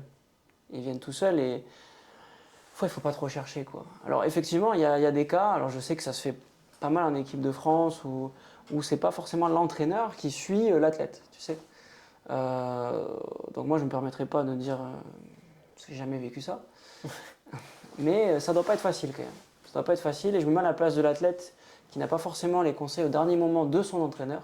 Parce qu'il a vécu toute la saison avec, C'est ça. ils ont leur propre code, ce qui est normal en Voilà. fait. Et c'est là où l'entraîneur de base, l'entraîneur un peu unique, au téléphone, 1 heure avant, il doit avoir vraiment les bons mots qui va rester pendant 1 heure. Et ouais, ça c'est de la réflexion à avoir. On ne parle pas forcément aussi de la même façon, en tout cas moi je le fonctionne comme ça, en fonction des caractères de chacun. On peut jouer sur le fait d'être guerrier, tu vois, dans des épreuves très... le sprint par exemple. Quand c'est une finale, quand c'est une finale de haies et que la tension est très compliquée, c'est à celui qui va pas faire de faute, quoi. Ouais. Et C'est plus technique. c'est ça. Donc l'idée, ce ne sera pas Alors de que sur un parler 60 mètres, différemment. c'est juste bombarder, quoi. C'est ça. Les stages, mélange entre entraînement et cohésion de groupe. Alors j'ai envie de dire que les stages, c'est un effet un peu booster sur un groupe, ça c'est sûr. On se réunit pendant 2 semaines, presque non-stop, où on se côtoie 24 heures sur 24. Donc des fois ça crée des tensions, mais moi j'essaye au maximum de créer une cohésion ensemble. On a fait pas mal de stages, et tu l'as vécu en villa, de manière à ce que tout le monde puisse participer. Plus ça avance vers le haut niveau, plus j'ai l'impression qu'on a besoin un peu plus de confort. Des conforts sur l'alimentation, avec des buffets déjà cuisinés, avec des chambres un peu séparées. Donc on s'oriente un peu plus vers ça, ça enlève un tout petit peu d'ambiance, d'ambiance je trouve, mais on y gagne en confort, en gain aussi sur la progression. Fatigue aussi, Voilà, sur, en fatigue, sur faire la bouffe et tout c'est ça. Donc trouver le juste milieu est pas facile. Qu'est-ce que ça t'apporte toi d'amener un groupe d'athlètes juste en tant qu'entraîneur? Je te parle pas forcément en gestion de groupe et on va en parler à un moment donné, mais d'abord en tant qu'entraîneur séance, je te parle. Alors un effet booster, ça c'est sûr, mais c'est aussi un effet pas rassurant pour l'athlète, mais de se dire ben voilà, je vais venir en stage, je ne pensais qu'à ça. On a des athlètes qui ne sont pas des athlètes professionnels. En tout cas moi, j'en ai aucun. Ces athlètes-là, ils travaillent, il y en a qui font des études, il y en a qui ont un métier, il y en a qui sont au lycée, donc ça veut dire que c'est un peu plus facile, un peu moins prise de tête.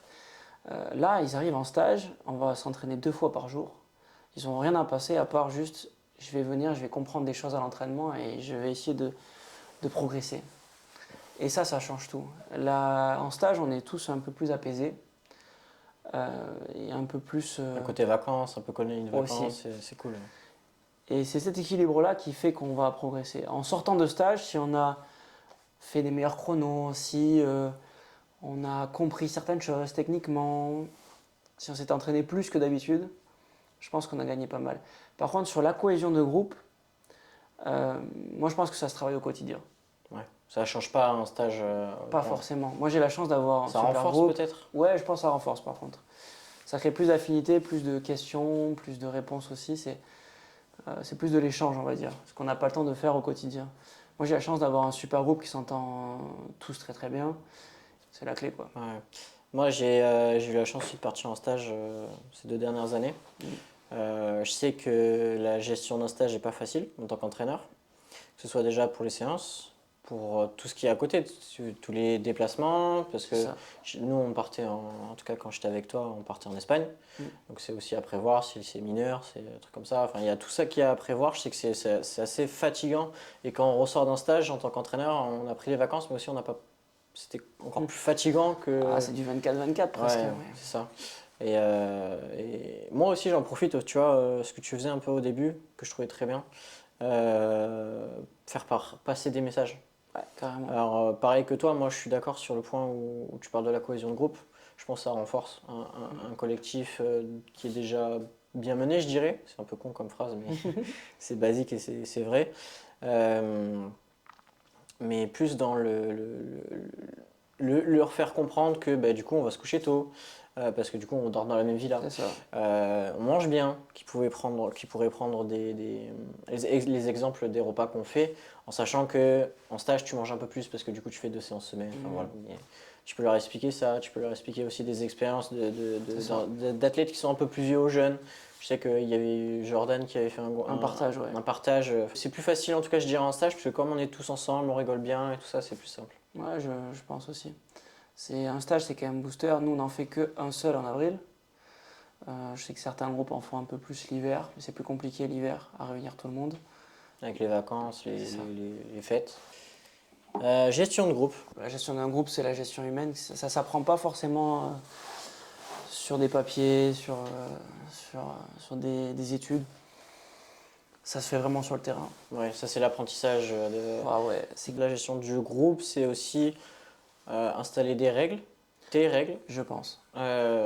mais savoir aussi lâcher du lest sur certaines choses, comme je parle par exemple un Secret Santa, ou des soirées dans le groupe qui fait du coup vivre un peu le groupe. Moi je l'ai vécu cette année où j'ai une athlète qui m'a demandé si elle pouvait proposer à tout le monde de sortir juste manger ensemble.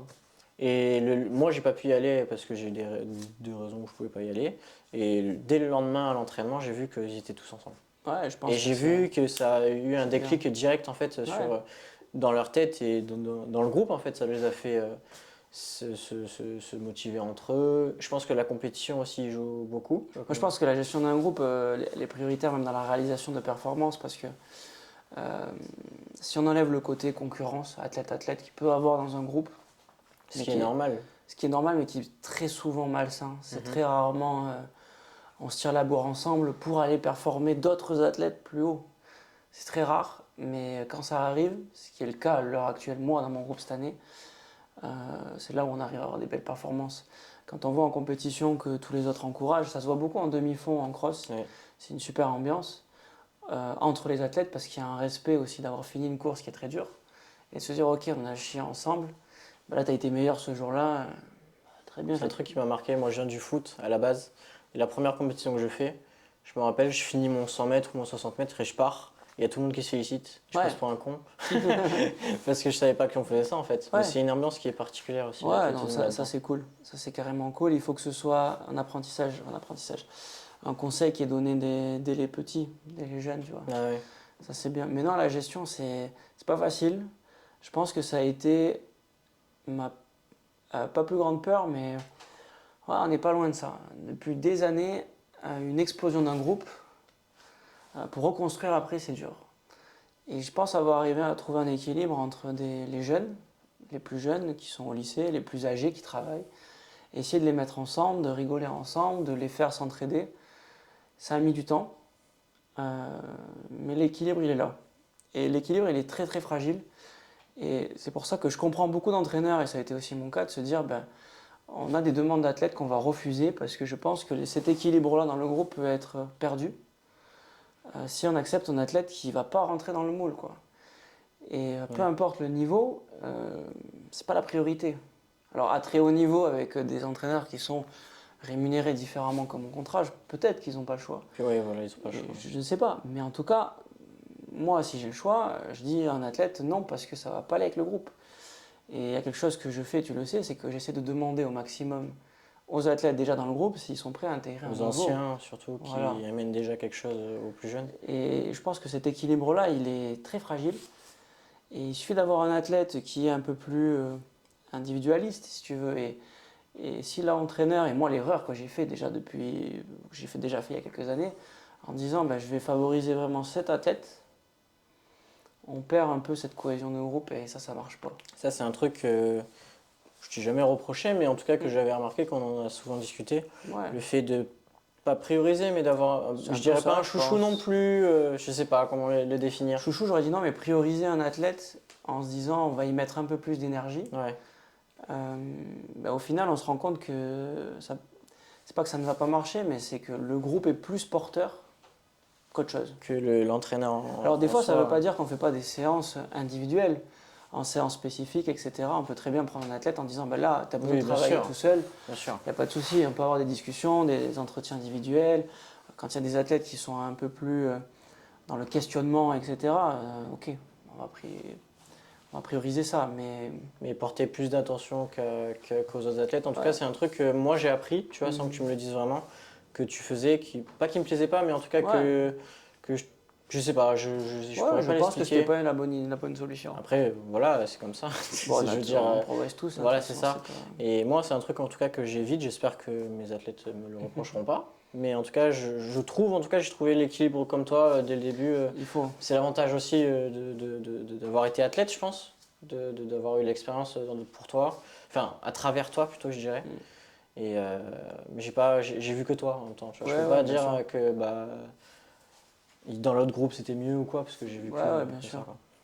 Jouer un rôle quand tu entraînes. Ça c'est une phrase. Je l'attendais ça. C'est la première phrase. Alors moi j'ai commencé comme toi d'ailleurs en fait. J'ai commencé en entraînant les éveils et les poussins en stage à la fac. Pour les stagiaires, tu avais fait une réunion qui était d'ailleurs la seule réunion avant que j'en fasse moi d'ailleurs, parce que tu avais eu l'initiative et tu avais un peu plus de temps à ce moment-là. De préparer les stagiaires et les entraîneurs qui allaient entraîner cette année-là les enfants de l'école d'athlétisme du club de Montpellier. Et tu m'as dit cette phrase qui m'est restée dans ma tête, tu dois jouer un rôle. J'aimerais bien que tu l'expliques un petit peu. Alors, plus chez des gamins que chez des grands peut-être, mais ce qu'on disait un peu tout à l'heure, ça me fait rebondir sur cette question-là, c'est de se dire, peu importe ce qui s'est passé dans la journée, tu as un rôle à jouer en tant qu'animateur, éducateur, entraîneur. Un athlète qui me voit arriver sans la banane, alors que lui il est là pour s'éclater, je pense que j'ai mal fait mon boulot, quoi. Peu importe le niveau, il faut que ça se passe comme ça. En tout cas, ça c'est ce que je pense. Jouer un rôle, ça veut dire que au quotidien, l'animation que je fais, c'est peut-être pas ce que je fais à l'extérieur, dans ma vie privée. Donc pour moi, jouer un rôle, c'est primordial. Moi, je prends ça, jouer un rôle comme un acteur. Ouais, c'est un peu un rôle d'acteur. En se disant, là par exemple, on va aller en compète et l'athlète, il faut qu'il ait tellement confiance en ce que je vais lui dire, alors ça se prépare au quotidien, que il va être persuadé que ça va marcher, quoi. Et des fois ça marche, des fois ça marche pas, mais la confiance en son entraîneur, c'est la priorité. Et je pense que la confiance, elle vient quand on sait communiquer. Et moi qui n'aime pas forcément trop communiquer, je me force un peu à l'entraînement de le faire. Moi qui n'aime pas trop... c'est pas dans ma nature en fait, si tu veux, d'animer. Non. Pourtant, quand je vais à l'entraînement, j'anime. Et je me régale. Mais je sais qu'à l'extérieur, je ferai pas ça. Ouais, c'est comme quand tu prends un masque, tu dis bon là, je le masque d'entraîneur et du coup tu vas être entraîneur. Alors il y en a d'autres pour qui, il y en a pour qui ils n'ont pas besoin de changer ça. Ouais. Moi, je sais que j'ai un peu besoin. Et ça t'apporte un équilibre aussi dans ta vie entre ta vie professionnelle et ta vie personnelle, parce que tes relations ne sont différentes aussi quand tu entraînes que quand tu quand Ouais. tu es chez toi avec les mêmes personnes, je veux dire, ou pas du tout avec les mêmes personnes, parce que ça te permet aussi, quand tu es dans un cadre familial, Mm. d'être toi-même, je C'est dirais. ça. Et ouais, moi en tout cas, ça m'a apporté un équilibre dans ça. Je sais que je suis pas du tout le même Voilà. aussi, mais je sais que j'ai adapté à moi-même aussi. C'est-à-dire que c'est un conseil que tu m'as donné, mais que j'ai modelé Ouais. pour moi en fait. C'est-à-dire que j'ai cette part où je suis aussi naturellement avec mes athlètes quand je suis concentré, mais aussi que j'essaye d'animer un peu plus quand il faut animer pour l'échauffement par exemple, c'est con, mais voilà. Ouais, bah oui. Et ça m'a beaucoup servi Ouais, dans je ma vie. pense quand tu arrives et que tu as la banane et que tu vois, on va faire une super séance, allez, on va aller s'échauffer ensemble, on va faire un truc. Ok, là de suite, ça ramène du peps quoi. Ouais. Si on arrive, on dit bon, ouais, je passe une journée de merde, ça va pas, oh non, là, je suis fatigué. Bon, Puis même pour des grosses séances, quand tu l'amènes à la rigolade, peut-être que il y a moins d'appréhension. c'est ce que j'essaye en tout cas. J'espère que mes athlètes vont pas trop écouter, mais, mais il faut jouer un Moi peu je avec t'écoute, hein. ça. C'est mort là, c'est fini. C'est un défi. Quand il y a une grosse séance que je leur prépare, alors certains aiment bien qu'on en parle avant, faut qu'on anticipe un peu la séance en disant je veux savoir ce que c'est, quelles sont les allures, machin. Il y en a d'autres qui préfèrent le découvrir au dernier Au moment. dernier moment. Donc j'essaye de jongler avec ces deux types de personnalités. Alors c'est pas facile quand on est dans le même groupe, en se disant ben ok, toi tu veux faire ça, toi tu veux faire ça, ok, comment on va faire? Si j'arrive et que je suis froid, je me dis ok, bon, s'ils n'arrivent pas à la séance, peut-être j'ai mal préparé, machin. Ils vont voir que je cogite, ils vont voir que je suis stressé, ça va pas. Alors que si Ouais. j'arrive et que je dis, bon allez, là, aujourd'hui, franchement, vous êtes prêts, on va y aller, dans tous les cas, c'est bon quoi. C'est la préparation mentale qu'on parlait dès le début de C'est séance. ça. Et ça a mis du temps un peu à venir. Moi je sais que cet équilibre entre, par exemple je dis la séance moi ils ont peur de la séance des lactiques, tu vois, c'est logique, c'est celle qui fait le plus mal entre guillemets. Ouais, Je leur dis jamais, ouais, mais à voilà. tout le monde. Alors que toi je sais que tu faisais ça avant, Ouais. et après du coup tu le mets sur le groupe. À leur demande, ils préfèrent, donc je leur mets sur le groupe, ouais. Ouais, parce que du coup on a des groupes de discussion pour savoir les horaires, tout C'est ça. ça. C'est un peu de la gestion de groupe encore une fois. Ta plus grosse déception ou ta grosse déception, enfin ou tes grosses déceptions en tant que coach? Bah, comme je disais, c'est pas forcément une déception, mais j'ai l'impression que l'athlète, en fait, je vais prendre des grands mots là, mais peut apporter énormément à un jeune en fait. Je me dis, voilà, un jeune qui arrive, qui est talentueux, au bout de 6-7 mois, au-delà des performances, il a un truc. Et on sent qu'il va faire quelque chose dans l'athlète et qu'il va s'épanouir complètement et finalement il n'accroche pas. Et là c'est frustrant. Et pour moi les plus grandes déceptions, c'est des jeunes qui ne viennent pas à l'athlète. Donc c'est pas forcément quelque chose de personnel que moi j'ai ressenti, mais de se dire, des jeunes qui ne viennent pas à l'athlète, alors qu'ils pourraient s'épanouir et faire quelque chose d'assez exceptionnel. Et je me dis, il y a des jeunes, ils devraient venir essayer et laisser sa chance en fait à se dire, ok, j'essaye. Et voilà. Moi, les grandes déceptions aussi que j'ai, c'est des athlètes que j'ai pu entraîner qui ont arrêté. Parce qu'on n'a pas pu ou mettre en place ce qu'il fallait pour qu'ils se sentent dans leur place, tout simplement. Donc ça, c'est la faute de la structure, on va dire, des structures, ou de moi. Ou des athlètes qui se disent bon en fait ça va rien m'apporter et qui au final s'enferment dans quelque chose alors qu'on leur dit non, ça va t'apporter, on en est persuadé, fais-nous confiance quoi. Et le système français est fait que le sport n'est pas assez valorisé en se disant si tu viens faire du sport ça va t'apporter des choses. La seule chose qui peut être apportée par le sport, c'est par exemple une bourse pour partir aux États-Unis ou pour partir à l'étranger. Dommage, on pourrait faire ça en France quoi. C'est con. C'est ça. Du coup, on est un peu dans une impasse avec les meilleurs talents qu'on a en France. On ne sait pas trop quoi en faire, quoi. Il faut trouver une solution. Ouais. C'est pas la solution. Après, aux États-Unis, c'est un peu particulier, comme tu en Ouais. as parlé, parce que c'est des investisseurs qui payent les universités directement, je C'est crois, ça. si je ne dis pas de bêtises. C'est ça. Et du coup, il y a plus de budget. Je sais qu'aussi, ils ont moins d'heures de cours et que toute l'après-midi est dédiée, par exemple, à l'entraînement, en tout cas, à l'athlétisme, Oui. c'est dédié au sport et ils font des séances de 3-4 heures. Mais ouais, ta déception, c'est vraiment de ne pas avoir gardé un athlète, quoi. Ouais, de se dire, il y a un jeune, il arrive et en fait, on n'arrive pas à le tenir, à l'accrocher. Pourquoi on n'arrive pas? Alors qu'il pourrait faire des performances ou s'épanouir plus. Comment ressentir un moment important? C'est plutôt ça la question. Il y a un moment qui va se passer dans ta vie où tu sais que c'est important, c'est un tournant dans ta vie, que ce soit dans ta vie personnel, Ouais. mais là c'est plus professionnel du coup. Ouais. Par exemple, si je prends mon exemple à moi, je sais que j'ai réussi une planification, en tout cas quand une fille qui peut se qualifier au championnat de France va se qualifier au championnat de France, tu Ok. vois. Mais souvent, je ne le sais pas au moment où ça va se passer. Souvent, moi en tout cas, je le remarque genre 2-3 mois après parce que je me remets Ouais, dessus. c'est Quoi. ça. Ouais, c'est intéressant ce que tu dis. Ouais. C'est la réussite d'un projet en collaboration Ouais, avec souvent. ce que Ou tu as fait. l'échec d'ailleurs. C'est L'échec. pas forcément que de la réussite. Mm. Non, c'est intéressant. Moi, j'aime bien me dire que si tout a été fait pour se préparer, dans tous les cas, tu arrives le jour du championnat et tu n'as plus rien à faire. Ça, c'est théorique. Mm.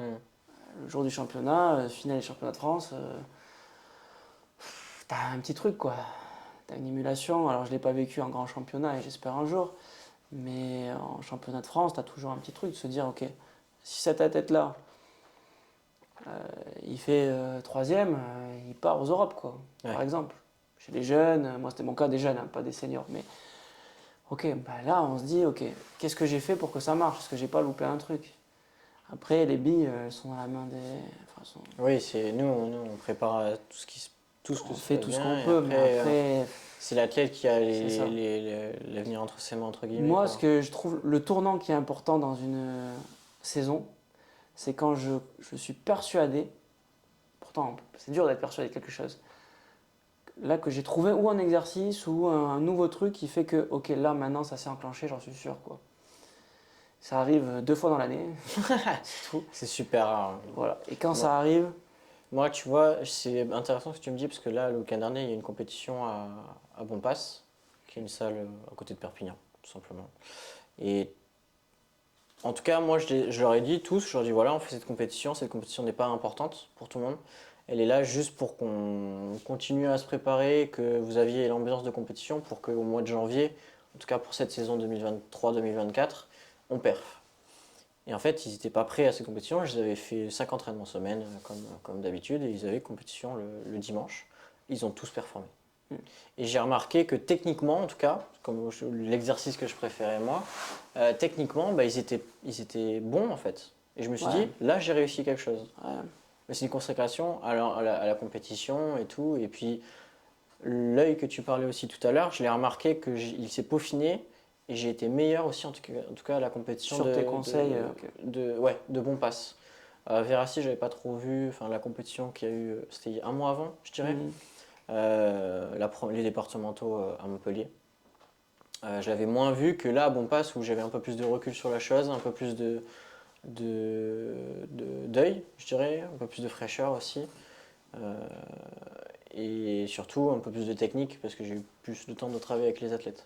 La question qu'il faut aussi se poser, c'est de se dire, finale des championnats de France ou championnat de France, qu'est-ce qui est intéressant de donner comme dernier conseil technique à un athlète? Est-ce que c'est de la technique? Est-ce que c'est le côté un peu animal, guerrier? Ça Je dépend sais de pas. qui tu entraînes. Ouais. Moi je sais qu'il y a des athlètes qui ont besoin de technique et d'autres qui je leur dis bah là t'as tout fait, t'as rien à perdre, pose ton cerveau au court et fais-toi kiffer quoi. Parce que c'est quand même ça le but aussi, c'est de se faire kiffer et de vibrer par rapport aux émotions qu'on peut véhiculer aussi aux gens. Je pense, il faut que ça reste cool. Est-ce que les championnats, comme c'est une ambiance particulière, est-ce que c'est un mélange entre la consécration mais aussi le stress en tant qu'entraîneur? Je sais que j'ai eu aussi, personnellement, quand tu es entraîneur, tu as un stress qui est différent en tant qu'athlète, que en tant qu'athlète en tout cas. Et du coup, je voulais voir avec toi un petit peu qu'est-ce que tu en pensais quoi. Alors jusqu'à l'année dernière, je préparais exclusivement que les championnats. Ça veut dire que toute la planification des entraînements, des compétitions n'était faite que pour aller avoir un pic de forme, je ne sais pas si on peut appeler ça comme ça, mais en tout cas les meilleures jambes de l'année, jour des France. Je pense que c'était plus ou moins une erreur en se disant, ben, en fait, le jour des France, il y a un problème. Autre que la planification. Ouais, autre que la planification. Il Une fait pas blessure, beau, une blessure, l'athlète il tombe malade, il y a le Covid, etc. Il y a beaucoup de facteurs qui peuvent rentrer en jeu. Bah, finalement, on remet toute la saison en question sur un événement. Moi, c'est ce que je préfère. Remettre tout en question sur un événement, c'est ce que j'adore le plus. Parce que Être j'adore prêt le jour J quoi. Ouais. C'est pour moi, c'est ce qui est le plus jouissif en tout cas. Mais je pense que pour un athlète, c'est délicat. Encore plus si c'est un athlète qui est jeune, et encore plus si c'est des épreuves de vitesse par exemple, parce qu'on peut très bien trouver des super conditions bien avant, ne pas être en forme et se dire, ben mince, j'ai loupé un truc alors qu'au jour des francs, je suis en super forme. Bon, mais les conditions peuvent être pas forcément optimum. Bon. Donc maintenant, j'ai changé un peu et je me dis que faut se fixer des objectifs de compétition, mais surtout aller favoriser des compétitions de haut niveau, pas forcément que les championnats, et y aller en se disant, ben, c'est ce moment-là qu'on va essayer de performer. Ok. Des fois ça marche, des fois non, mais en tout cas on essaye, quoi. Donc ouais, c'est une consécration aussi un peu en tant qu'entraîneur quand tu arrives en championnat. Ouais. Moi je sais que bah, par exemple pour la finale de Jordan où on parlait tout à l'heure, j'étais en tout cas très stressé alors que je ne vais pas coacher, mais c'est normal quoi. Et tu dis bah voilà, je l'ai préparé pour ce jour-là, c'est la finale des France. Et tu peux rien faire en fait en tant qu'entraîneur parce que t'as déjà fait ton travail en fait et c'est juste à lui de poser les bonnes choses et courir. Ouais, je pense aussi. Dans les cadets, c'est encore un peu différent parce qu'il y a de la technique et tout, mais voilà, arriver à se lâcher en se disant bah, le jour des France, je vais me servir de l'émulation positive qu'il y a de tous les athlètes pour performer, bah, ça c'est une qualité de préparation mentale qu'on n'a pas, qu'on développe ou pas. Ça après, c'est d'autres sujets, mais se réveiller entre guillemets ou se performer beaucoup plus le jour des championnats qu'en meeting, c'est une qualité très très intéressante chez les athlètes. Ce que j'allais te dire, il y a Sacha Zoya qui avait parlé dans une interview qui disait que lui en compétition normale il était bien, mais voilà sans plus. Il vit pour les championnats. Et pour dès qu'il y a les championnats, et on le voit d'ailleurs au championnat de France, il a toujours performé en tout cas. Carrément. Le championnat de France élite, il a eu 2 titres, les 2 derniers titres, c'est lui qui les a chopés au 110 mètres haies. Bah, ça prouve quoi, il a déjà fait des finales au championnat d'Europe élite alors qu'il était que espoir. C'est ça. Il est recordman du monde, il est recordman du monde sur le 110 mètres junior. Enfin, il l'a fait en championnat quoi. Ouais. Et c'est des mecs comme ça qui performent le plus, je dirais, pendant les championnats. Comme il y a un exemple que tu m'avais donné, Asaf Apoel, qui est l'ancien recordman du monde du 100 mètres, athlète jamaïcain qui est à la retraite. Oui. Je crois. Oui. Qui était très bon en meeting. Il a fait le record du monde à l'époque en meeting. C'est ça. Et il n'a jamais performé Au championnat. Ouais. Aux Jeux Olympiques. C'est ça. Sur 100 mètres, si tout ne se met pas en place le jour J, la moindre faute à ce niveau-là est fatale. Donc, surtout au niveau des Jeux Olympiques, c'est pas mal. C'est l'athlète. C'est beau aussi parce que le 100 mètres, c'est un peu la discipline qu'on attend, que tout le monde attend. Ouais, on dit je vais voir les Jeux Olympiques, tu vas voir le 100 mètres, c'est Jeux la discipline olympique numéro 1. Ouais. Et c'est la plus exigeante. Ouais, je pense. La plupart pensent qu'il faut juste courir pour faire un chrono, alors que venez sur la piste, on va voir si vous y allez arriver. Alors que c'est très technique, ouais. C'est d'ailleurs beaucoup de retours que j'ai. Et comme j'ai beaucoup de jeunes athlètes qui débutent l'athlétisme, ils me disent putain mais c'est dur en fait l'athlète. Je fais bah ouais, ce serait trop facile de juste courir vite. Il y a de la technique, il y a de la résistance, des séances lactiques comme on fait. Ça. Et on n'a rien sans rien quoi. Ça c'est sûr. L'exercice, Steph. Ton exercice favori, que ce soit tout confondu. Est-ce que tu en as un déjà? Non, je pense que c'est plus une méthode. Ouais. Je me dis, chaque entraîneur a sa méthode. Et l'idée, c'est un peu ça. Il y a des exercices quand même que j'aime bien faire, moi qui me motivent. Mais quand même, le côté énergétique me plaît beaucoup plus. On parle souvent de la foulée un peu parfaite d'un athlète. En école d'athlète, on pourrait montrer une vidéo en disant il faut courir comme ça. Biomécaniquement, il faudrait que ce soit parfait, les bras 90 et tout. Mais finalement, moi, je sors un peu de ce cadre-là. Je pense qu'il faut des bases techniques qui sont forcément positives, avec des pieds armés, des chevilles, etc. Mais après, on peut sortir un peu du cadre en fonction des qualités de chacun. Est-ce qu'il y a une foulée parfaite, par exemple? Non, je pense. Une technique parfaite. Ouais, je pense qu'il y a des techniques qui se ressemblent un peu plus en fonction des épreuves, en fonction des gabarits, plutôt que des épreuves. Sur 400 mètres, par exemple, on voit des filles qui peuvent être très grandes, très élancées. On peut appeler ça des cycles arrière, je ne suis pas vraiment sûr que ça s'appelle comme ça. Parce que finalement, on voit que le bassin il est quand même bien placé. Et on voit la même chose sur du 100 mètres, alors qu'on pourrait dire, ben non, c'est pas pareil. On voit une fille sur 800 mètres qui court avec un montée de genoux actuellement, ok, qu'est-ce que c'est? Donc finalement, la foulée parfaite, je pense pas qu'elle existe. C'est comme la posture parfaite, elle n'existe pas. Comme la posturation, enfin la posture d'un athlète, ça n'existe pas. Ou la typographie, pas la typographie, ça veut rien dire, mais comment dire? L'anatomie. L'anatomie, merci. L'anatomie, est-ce que... Tu couperas ça.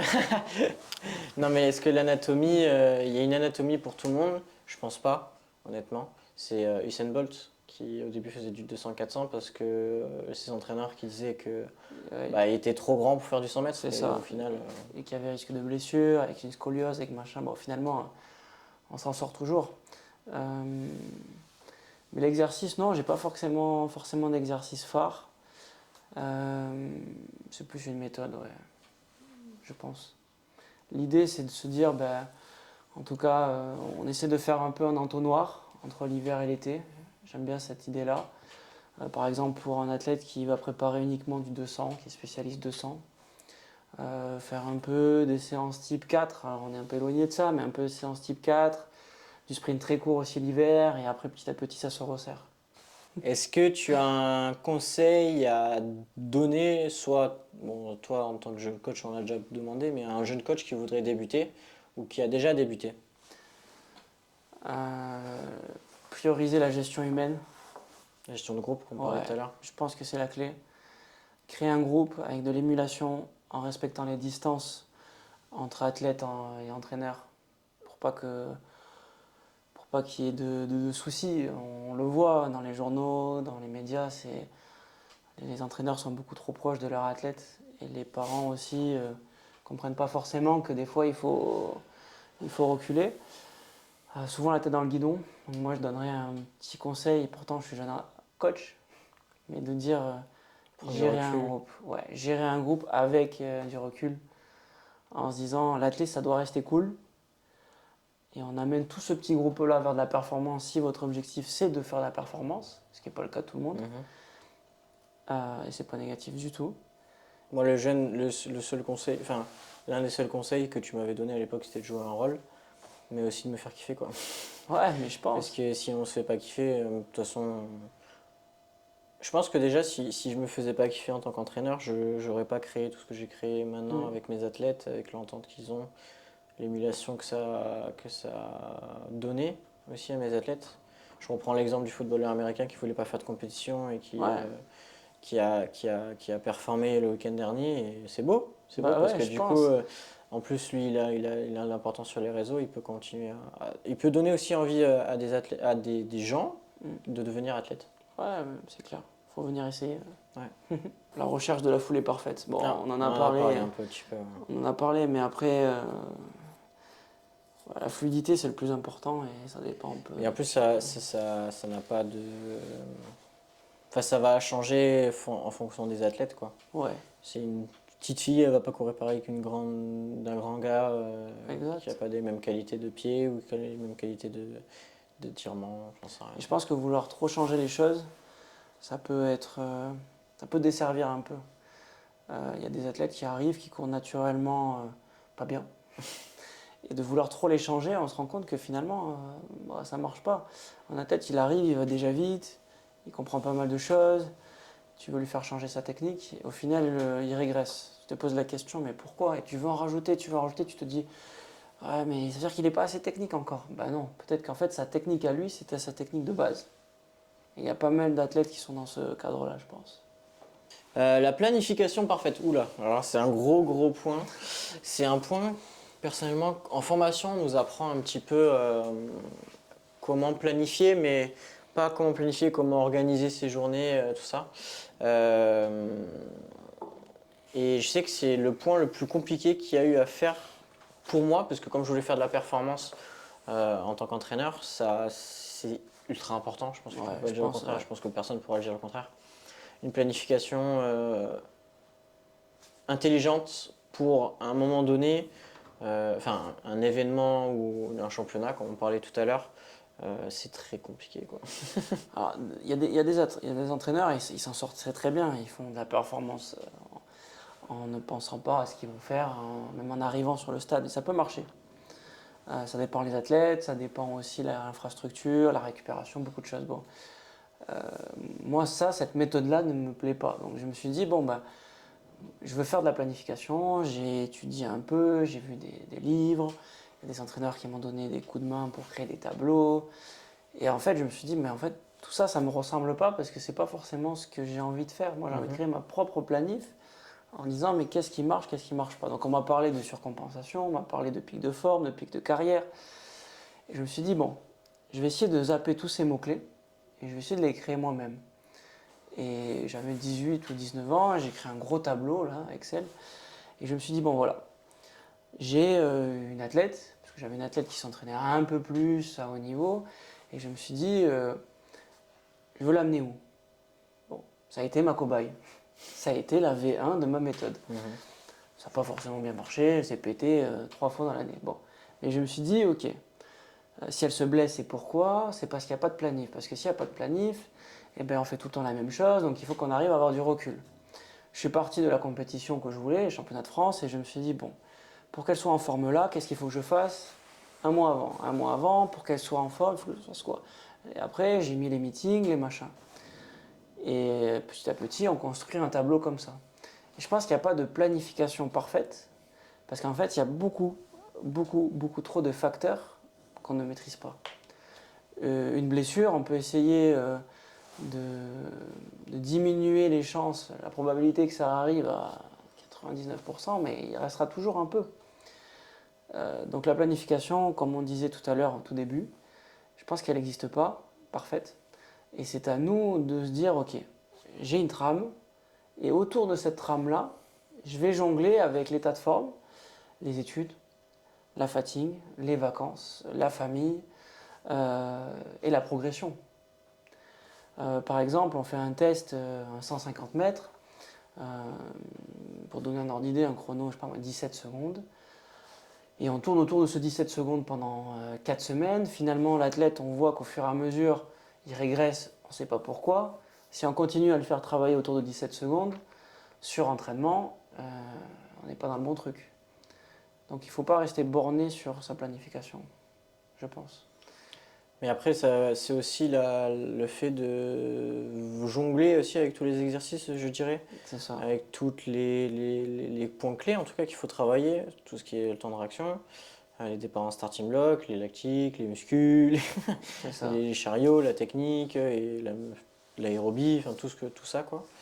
Je pense que c'est compliqué à gérer. C'est moi, en tout cas, le point le plus compliqué qui a été... Ok. qui m'a fait galérer, en tout cas en tant que jeune entraîneur, plus que l'œil qu'il fallait. C'est comme ça. Hein. C'est comme ça et j'ai appris et je continuerai d'apprendre encore très longtemps. Ah oui, et moi aussi, ça c'est sûr. Une planification réussie, c'est pas forcément une planification qui marche. Et c'est ça qu'il faut arriver à faire comprendre. C'est-à-dire que la planification, c'est aussi prendre en compte certaines choses tout au long de l'année qui vont faire que l'athlète va se dire, ok, je suis revenu d'une situation qui n'était pas facile, parce que j'ai été blessé, mais j'ai retrouvé un peu du niveau, je me suis régalé, j'ai trouvé de quoi progresser et finalement ça va marcher. Et on pense beaucoup trop, on n'en a pas forcément parlé parce qu'il y a tellement de sujets en athlétisme, mais la progression d'un athlète, par exemple cadet, un pic de carrière en cadet, est-ce que ça vaut le coup? Est-ce que ça vaut le coup de ne pas le décaler plus tard? Est-ce que c'est de se dire, ben, on vise le long terme, mais dans ces cas-là, la planification, elle peut être aussi plus loin. Mais si on prévoit trop de choses et que l'athlète il doit partir, est-ce que ça vaut le coup? Est-ce qu'il ne va pas être récupéré par un autre entraîneur qui n'aura pas du tout la même vision des choses? Tout ça, c'est des questions qu'il faut aussi se poser. C'est aussi ça, on a eu ce débat, enfin en tout cas j'avais eu ce débat dans ma tête, et même avec de jeunes entraîneurs, sur le fait qu'il y a un athlète qui veut performer. Est-ce qu'on le fait performer tôt? Est-ce qu'on attend petit à petit?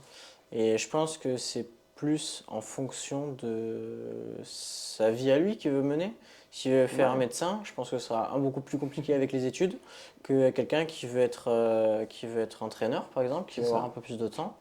Ou j'ai pas d'exemple en tête, mais ou alors quelqu'un qui est très doué et du coup tu sais qu'il va pouvoir perfer tôt pour avoir peut-être des aides de l'État, des bourses, des sponsors, ouais, c'est ça. et du coup qui va pouvoir continuer sa carrière un peu plus longtemps. Voilà, tout ça, c'est un entourage aussi qui joue. La Ouais, c'est famille, les parents qui poussent ou pas dans un projet sportif de haut niveau ou pas. Mais ouais, c'est compliqué. La planification, c'est passionnant, mais c'est long. Ouais, c'est ça. C'est long. Mais je pense qu'il ne faut pas hésiter à se remettre en question, ce que je fais, en se disant, bah là, en fait, non, on revoit tout. C'est pas un problème. C'est pas un problème.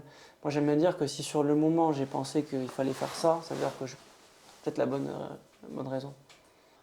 Si je pouvais choisir un sportif, donc pas forcément un athlète, Un un sportif. sportif, ouais, décédé ou vivant, bah, lequel je souhaiterais entraîner. Honnêtement, le groupe que j'ai à l'heure actuelle, même depuis quelques années, euh, je me régale tellement avec eux, j'apprends beaucoup. Euh, donc pour rien au monde, j'aimerais me séparer d'eux, ça c'est une évidence. Euh, Même si c'est vrai qu'il y a des athlètes que je vois en compétition de haut niveau qui ont des qualités assez incroyables. Je pense que les qualités, ça fait pas tout. Il y a aussi le travail, il faut être bosseur. Et, Il faut avoir la mentalité aussi du groupe, c'est la ça. gestion de groupe qu'on parlait tout à l'heure. Mais il y a un athlète en demi-fond, donc là c'est plus sur le côté énergétique, qui m'a marqué, c'est Peter Snell. Donc les spécialistes le connaîtront, néo-zélandais, il y a pas mal d'années, euh, qui s'est beaucoup entraîné, qui a eu un entraîneur assez connu, qui a sorti pas mal d'études. Et cet athlète-là, pour moi, il a révolutionné un peu la façon de s'entraîner parce qu'il travaillait énormément. Euh, il travaillait professionnellement. Hein. Il arrivait à s'entraîner 2 à 3 fois par jour sur des footings, des séances. Et ce gars-là, il a réussi à faire des très grandes performances en s'entraînant d'une façon un peu nouvelle. Et c'est parce qu'il s'entraînait à des horaires, à une méthode ouais, particulière, que son entraîneur a développé ça pour lui, quoi. Et je pense que le combo de son entraîneur et de Peter Snell a fait qu'ils ont découvert quelque chose de nouveau. Donc ce moment-là, en tout cas, dans l'histoire, je pense qu'il était très intéressant. Sinon, non, j'ai pas forcément de... L'athlète en particulier. Non, pas forcément. Ouais. Ok, nickel. Et toi? Ah, je sais pas si j'en. Je sais pas. J'aurais plus. Pas forcément entraîné. Je pense que j'ai pas assez d'expérience et j'aurais pas enfin, je me sens pas encore responsable d'un mec qui peut viser une qualification aux Jeux Olympiques ou d'une. Plus. Voilà. Euh, un peu moins si je pense que je pense que j'ai les épaules pour encore. Mais j'ai pas d'athlète précis. Mais par contre, j'aurais des questions à poser à des athlètes de très haut niveau. euh, que j'aimerais poser. Un mec comme Cristiano Ronaldo, que Ouais. tout le monde connaît, comment il a géré sa carrière, parce que lui, il est très particulier dans son cadre de vie, Ouais. dans sa manière de manger, ses heures pour manger, quand il dort avec sa femme ou pas avant les matchs, tout ça, des mecs de très très haut niveau que ça m'intéresserait de poser comme question. Si un jour j'ai la chance d'interviewer quelqu'un comme Kevin Meyer, qu'on côtoie souvent parce qu'il est sur le stade à Montpellier, son entraîneur était un ami ou un pote à nous qui entraîne sur le stade, donc on connaît très très bien, Alexandre. Donc ouais, quelqu'un comme ça, plus à poser des questions pour Ouais, savoir, ouais. mais aussi pour mon groupe en fait, t'as raison. Je veux pas avoir d'athlète, après il faut qu'ils se mettent aussi dans le bain du groupe, je pense que ça peut être intéressant. Complètement. Là, c'est la question de la prod. Est-ce que tu as une question à poser au prochain invité? À Basile, qu'est-ce que je pourrais lui poser comme question? Basile qui est un athlète de haut niveau, qui s'entraîne à Montpellier depuis quelques années, qui est décathlonien. C'est ça. Du coup, ça va être le prochain invité pour la prochaine émission. Et qui s'entraîne du coup avec Stéphane aussi 1 à 2 fois par semaine, du coup qu'on connaît très bien aussi. Moi, j'aimerais bien lui poser une question. Alors, quelle sensation il a en fait depuis qu'il est gamin? Il a été très fort jeune, très fort cadet, très fort junior, il me semble, avec plusieurs sélections. Cette longévité, à quoi ça tient? Est-ce que c'est être passé par plusieurs entraîneurs qui ont su rebooster des fois quand c'était pas facile? Voilà, on peut se dire quand on est fort très jeune, est-ce qu'il n'y a pas eu un moment où c'est un peu creux et qu'est-ce qu'il faudrait qu'il fasse d'après lui pour retrouver un peu sa grinta, son côté un peu jeune, ce qu'on essaie de travailler nous en séance? Bah écoutez, c'est la fin de l'émission. Je suis très fier de l'avoir fait avec toi. Je t'en remercie énormément. Merci Corentin, moi aussi. J'espère que ça vous a plu. Il y a plein d'émissions qui sont en préparation. J'ai déjà préparé plein de trucs. N'hésitez pas à me dire dans les commentaires et partager aussi la vidéo. Ce serait un gros soutien pour moi, pour l'équipe avec qui je travaille.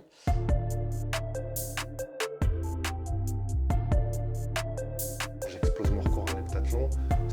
Les aides qui ont été apportées là vont être plus bénéfiques sur les prochains jeux. Bah d'accord, bah vas-y, amuse-toi bien. Il est pas compliqué ce gamin. Mais en contrepartie, je le paye